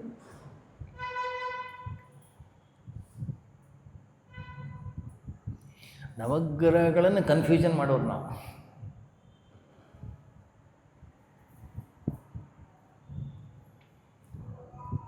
ನನ್ನ ಮನಸ್ಸನ್ನು ಶಾಂತವಾಗಿಟ್ಕೊಳ್ಳೋದನ್ನು ಕಲಿಬೇಕು ನಾವು. ಅದಕ್ಕೆ ಹೆಸರು ಅಧ್ಯಾತ್ಮ. ನೀವು ನಿಮ್ಮ ಮನಸ್ಸನ್ನು ಶಾಂತವಾಗಿಟ್ಕೊಂಡಿದ್ದೀರೋ ಅಲ್ಲೇ ಭಗವಂತನಿದ್ದಾನೆ.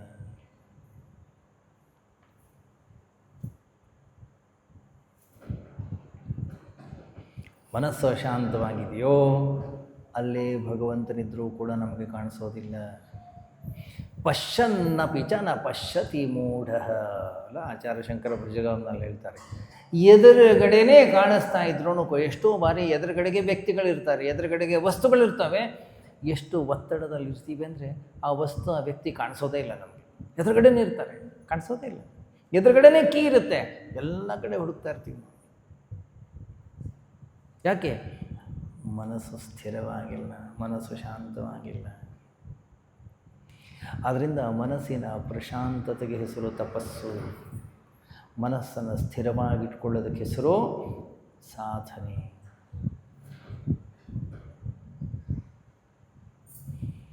ಮುಂದುವರಿಯುತ್ತೆ,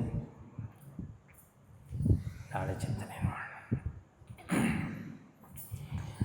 ನಾನು ನೀನು ಎನ್ನದಿರು,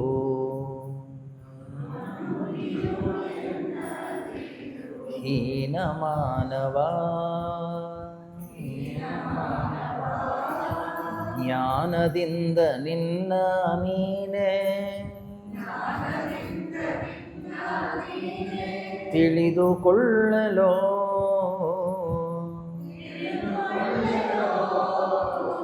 ನಾನು ನೀನು ಎನ್ನದಿರು, ಹೀನ ಮಾನವ, ಹೆಣ್ಣು ಹೊನ್ನು ಮಣ್ಣು ಮೂರು ನಿನ್ನದೇನೆಲೋ.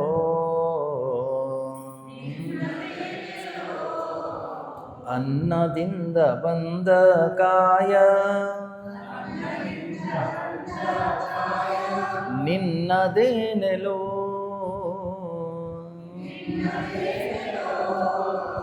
ಕರ್ಣದಿಂದ ಕೇಳುವ ಘೋಷ ನಿನ್ನದೇನೆಲೋ.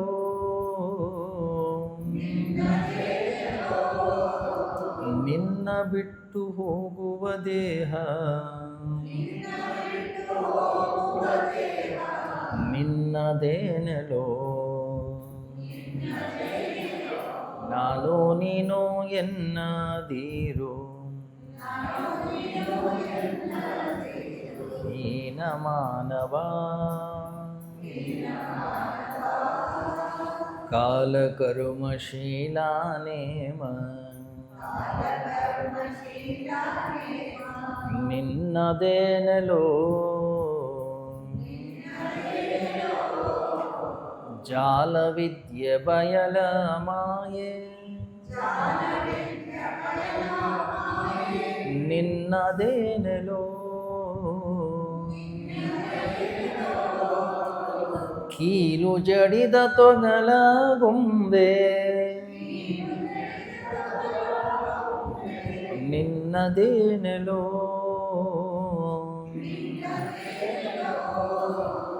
ಲೋಲ ಆದಿ ಕೇಶವನ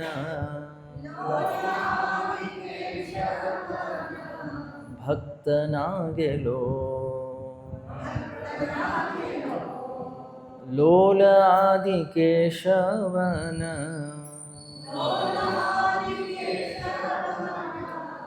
ಭಕ್ತನಾಗೆಲೋ ನಾನು ನೀನು ಎನ್ನದಿರು ಹೀನ ಮಾನವ ಜ್ಞಾನದಿಂದ ನಿನ್ನ ನೀನೆ ತಿಳಿದುಕೊಳ್ಳಲೋ